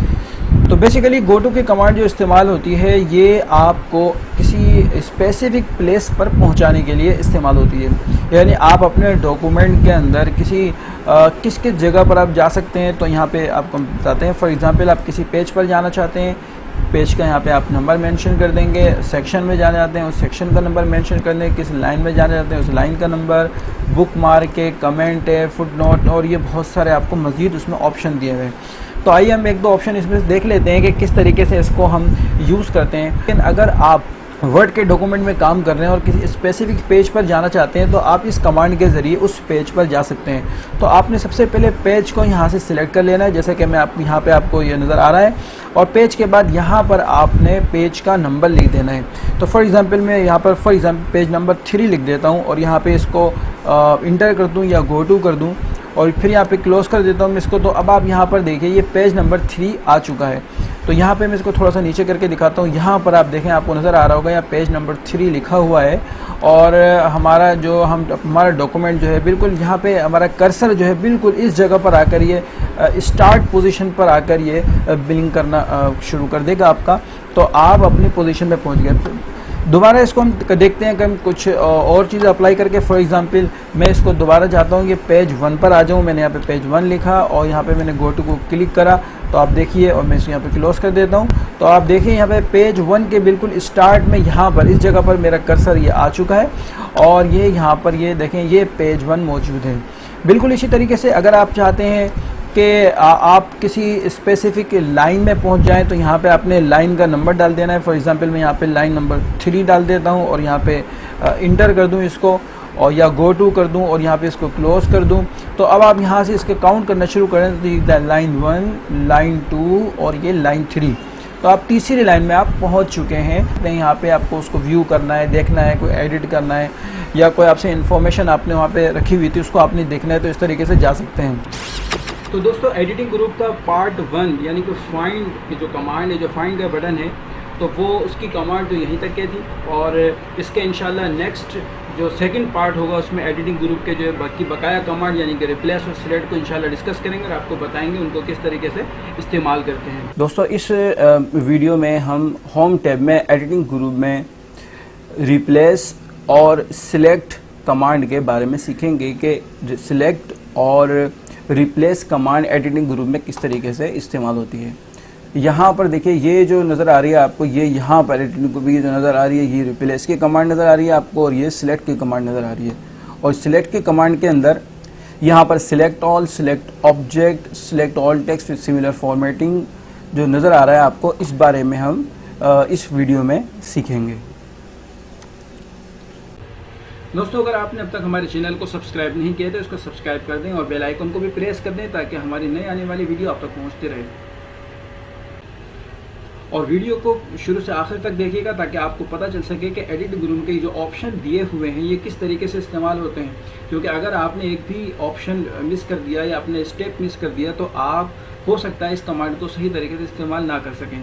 तो लाजमी तौर पर इसके तमाम स्टेप्स को देखें और आखिर तक देखें ताकि आप इन कमांड्स को, इन ऑप्शंस को सही तरीके से अप्लाई कर सकें। आइए दोस्तों अब देखते हैं कि रिप्लेस की कमांड को किस तरीके से इस्तेमाल किया जाता है और रिप्लेस की कमांड हम क्यों इस्तेमाल करते हैं। दोस्तों ये नज़र आ रहा है आपको, रिप्लेस की कमांड है हमारे पास। और रिप्लेस की कमांड का मतलब जैसा कि आपको नाम से जाहिर हो रहा है कि अगर आपने अपने टेक्स्ट में कुछ लिखा हुआ था और आप ये चाहते हैं कि वो अल्फाज या वो वर्ड जो है वो चेंज कर दें आप किसी दूसरे वर्ड से, तो आप रिप्लेस की कमांड को इस्तेमाल कर सकते हैं। आइए उसको देखते हैं इस कमांड को हम किस तरीके से इस्तेमाल करते हैं। रिप्लेस की कमांड को जैसे ही मैंने बटन को क्लिक किया तो आपके सामने एक ये इस किस्म का डायलॉग बॉक्स अपीयर हो जाएगा। और अब इसमें फाइंड का ऑप्शन यहाँ पे एक्टिव नहीं होगा बल्कि रिप्लेस का ऑप्शन यहाँ पर एक्टिव होगा। अब यहाँ पर 2 ऑप्शन में काम करना होता है, सबसे पहले फाइंड व्हाट और फिर इसके बाद रिप्लेस विद।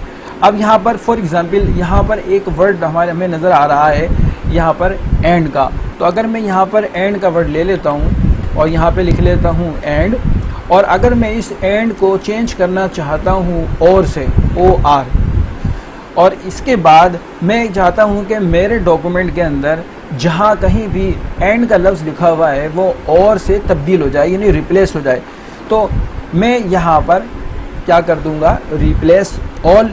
जैसे ही मैं रिप्लेस ऑल करूँगा और लिखा हुआ आ जाएगा एक बॉक्स, आपके पास डायलॉग बॉक्स आ गया जिसमें लिखा हुआ आएगा all done we made the 9 replacement, यानी 9 जगह पर ये डॉक्यूमेंट मौजूद है, यानी कि ये लफ्ज़ 9 जगह पर मौजूद है। क्या मैं इसको रिप्लेस कर दूं? तो आपने कहा ओके।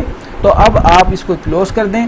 तो अब आप देखिए जहाँ जहाँ एंड का वर्ड लिखा हुआ था आपके डॉक्यूमेंट में वहाँ पर और का लेटर आ गया है। तो इसी तरीके से अब देखते हैं दोबारा इसी कमांड को हम देखते हैं कि रिप्लेस की हमने कमांड में जाते हैं। अब दोबारा हमने क्या करा, यहाँ पर और लिखते हैं हम इसको, हमने यहाँ पर और लिखा और के बाद अब मैं दोबारा वापस रिप्लेस कर रहा हूँ इसको एंड से, मैंने यहाँ पर एंड लिखा और अब मैं यहाँ पर बजाय रिप्लेस ऑल के मैं यहाँ पर कर देता हूँ रिप्लेस। जब जैसे ही मैं इसको यहाँ पर रिप्लेस करूँगा तो आप यहाँ पर देखें जो पहला जो और था वो एंड में कन्वर्ट हो गया, लेकिन जबकि जो दूसरा है वो कन्वर्ट नहीं हुआ। तो यानी अगर मैं किसी एक स्पेसिफिक वर्ड को, यानी पहले वर्ड को चेंज करना चाहूँ कि वो रिप्लेस हो जाए तो इस सिंपल रिप्लेस को मुझे प्रेस करना पड़ेगा, और अगर मैं चाहता हूँ कि तमाम के तमाम रिप्लेस हो जाए तो यहाँ पर मैं रिप्लेस ऑल का बटन जैसे ही क्लिक करूँगा तो यहाँ पर तमाम के तमाम जितने भी वो अल्फाज जो कि और था वो एंड में कन्वर्ट हो जाएगा। जैसे यहाँ पर आप देख रहे हैं ये और को मैंने एंड में कन्वर्ट करना है, तो यहाँ पे वो कन्वर्ट हो जाएगा। मैं इसको कह रहे 20 जगहों पर ये यहाँ पर बताया, मैंने इसको ओके कर दिया। अब जैसे ही मैंने इसको ओके किया और इसको क्लोज़ किया, तो अब आप देखें जहाँ जहाँ पर ये लफ्ज़ मौजूद था वो कन्वर्ट हो गया एंड के अंदर। आइए अब देखते हैं हम कि जो सिलेक्ट की कमांड होती है वो किस तरीके से, ये जो आपको सिलेक्ट की कमांड नज़र आ रही है ये किस तरीके से इस्तेमाल होती है, इसके ऑप्शन किस तरीके से इस्तेमाल होते हैं। इसको जो सबसे पहला ऑप्शन है, पहले हम उसको सिलेक्ट ऑल को देखेंगे, फिर हम सिलेक्ट ऑब्जेक्ट को देखेंगे। तो दोस्तों सिलेक्ट ऑल की कमांड जो है बेसिकली वही कमांड है जो आमतौर पर इस्तेमाल की जा रही होती है और हम कंट्रोल ए से इसको यूज़ कर रहे होते हैं। मैं यहाँ पर इसको लिख भी देता हूँ।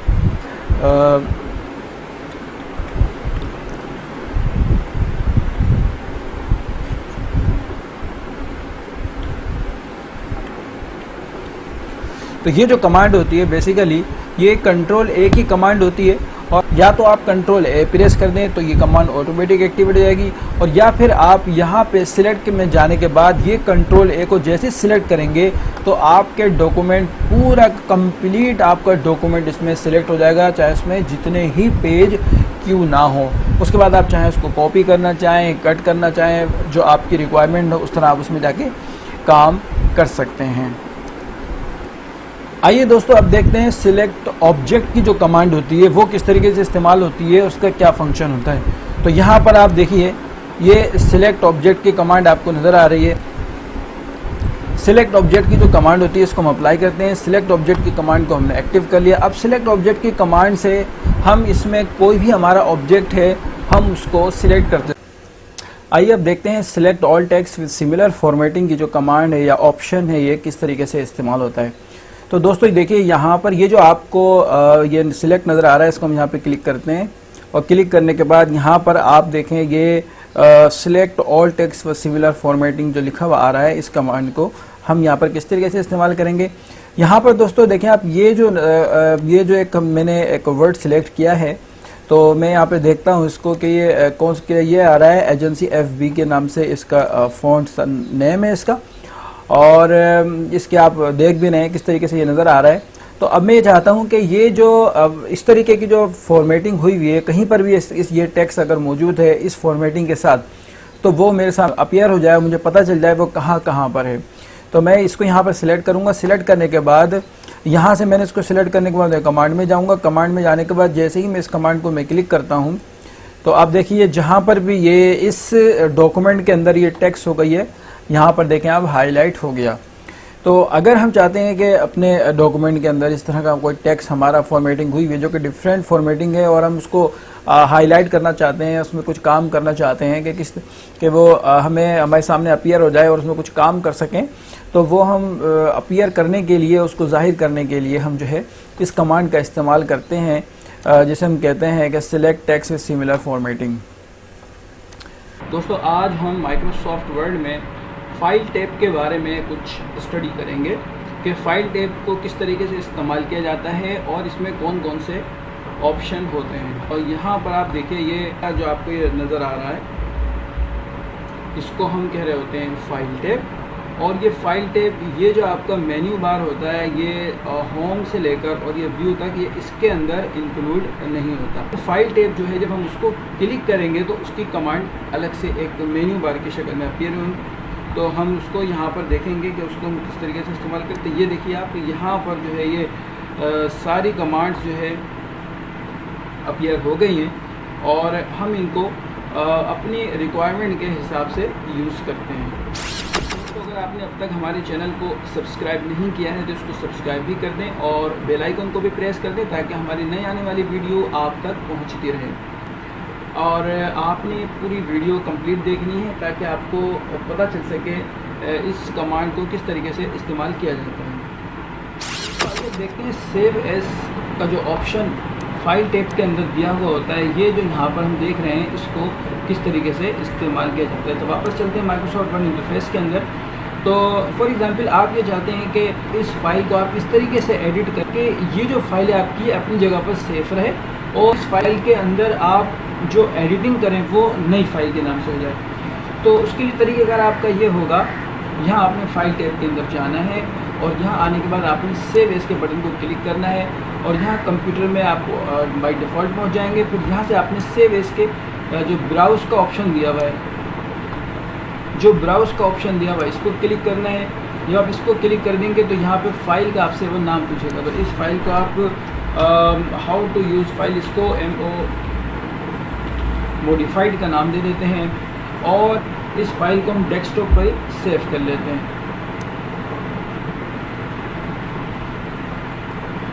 अब यहाँ पर जो फाइल आपकी how to use file tab थी वो अपनी जगह पर मौजूद रहेगी, जबकि ये नई फाइल बन जाएगी जिसका नाम होगा how to use file tab modify. आइए दोस्तों अब चलते हैं अगले ऑप्शन जो कि प्रिंट का है। तो अगर आप ये चाहते हैं कि आपका जो डॉक्यूमेंट है उसका आप प्रिंट ले लें, तो आप जैसे इसको प्रिंट को क्लिक करें और यहाँ पर इसकी जो सेटिंग दी हुई है, आप यहाँ पर सेटिंग करने के बाद इसका अपने डॉक्यूमेंट का यहाँ से आप प्रिंट ले सकते हैं। आइए अब देखते हैं अगले ऑप्शन को जो कि शेयर का ऑप्शन है। जैसे आप शेयर के ऑप्शन को क्लिक करेंगे तो आपके सामने मुख्तलिफ़ किस्म के invite people, email, present, online, post, blog और सेव टू क्लाउड, तो ये ऑप्शंस आपके सामने अपीयर हो जाते हैं और आप इन ऑप्शंस को अपनी रिक्वायरमेंट के हिसाब से इस्तेमाल कर सकते हैं।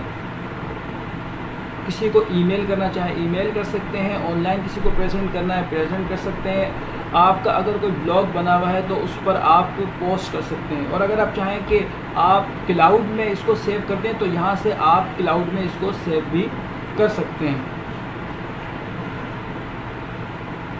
आइए अब देखते हैं अगले ऑप्शन को जो कि एक्सपोर्ट का है।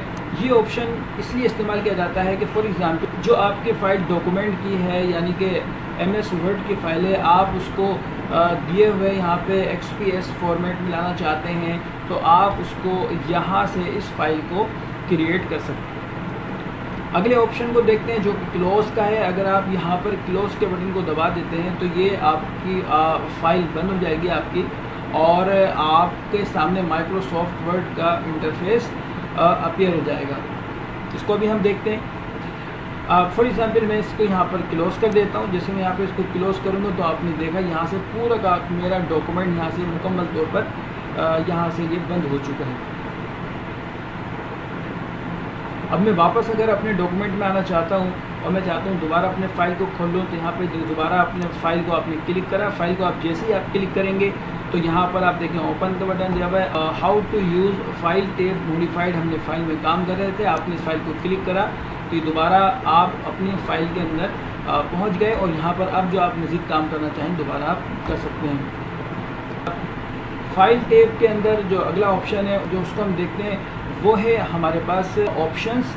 तो ये जो ऑप्शंस का जो इसमें ऑप्शन दिया हुआ है तो इसको हम क्लिक करते हैं। जैसे आप इसको क्लिक करेंगे तो आपके सामने वर्ड ऑप्शंस के नाम से एक फ़ाइल अपीयर हो जाएगी और आप इसमें जो चेंजिंग करना चाहें वो आप यहाँ पे चेंजिंग कर सकते हैं। तो क्या आपका जो वर्ड डॉक्यूमेंट जो डिफ़ॉल्ट में खुल रहा होता है, ओपन हो रहा होता है, तो उसके अंदर आपकी यहाँ पर जो भी आप यहाँ पे सेटिंग करेंगे सेट हो जाएगी और आप उसके मुताबिक अपने वर्ड डॉक्यूमेंट को सेट कर सकते हैं। Display, proofing, save, language, advance, customise, quick access tool bar, add सीन, ट्रस्ट सेंटर, ये सारे इसके अंदर ऑप्शन मौजूद होते हैं। ये जो भी चेंजिंग करें, चेंजिंग करने के बाद यहाँ पे आप ओके कर दें और ओके जैसे आप करेंगे तो आपका वो डिफ़ॉल्ट डॉक्यूमेंट चेंज हो जाएगा। लेकिन हम अमूमन चेंज नहीं करते, बहुत ही कम ऐसे मौके होते हैं कि हमें इसको इस्तेमाल करना पड़ता है, वरना हम इसका इस्तेमाल नहीं करते। अगर आपने अब तक हमारे चैनल को सब्सक्राइब नहीं किया है तो इसको सब्सक्राइब भी कर दें, लाइक भी कर दें और बेल आइकन को भी प्रेस कर दें ताकि हमारी नई आने वाली वीडियो आप तक पहुंचती रहे और आगे दोस्तों तक इसको ज़रूर शेयर कीजिए। अस्सलाम वालेकुम।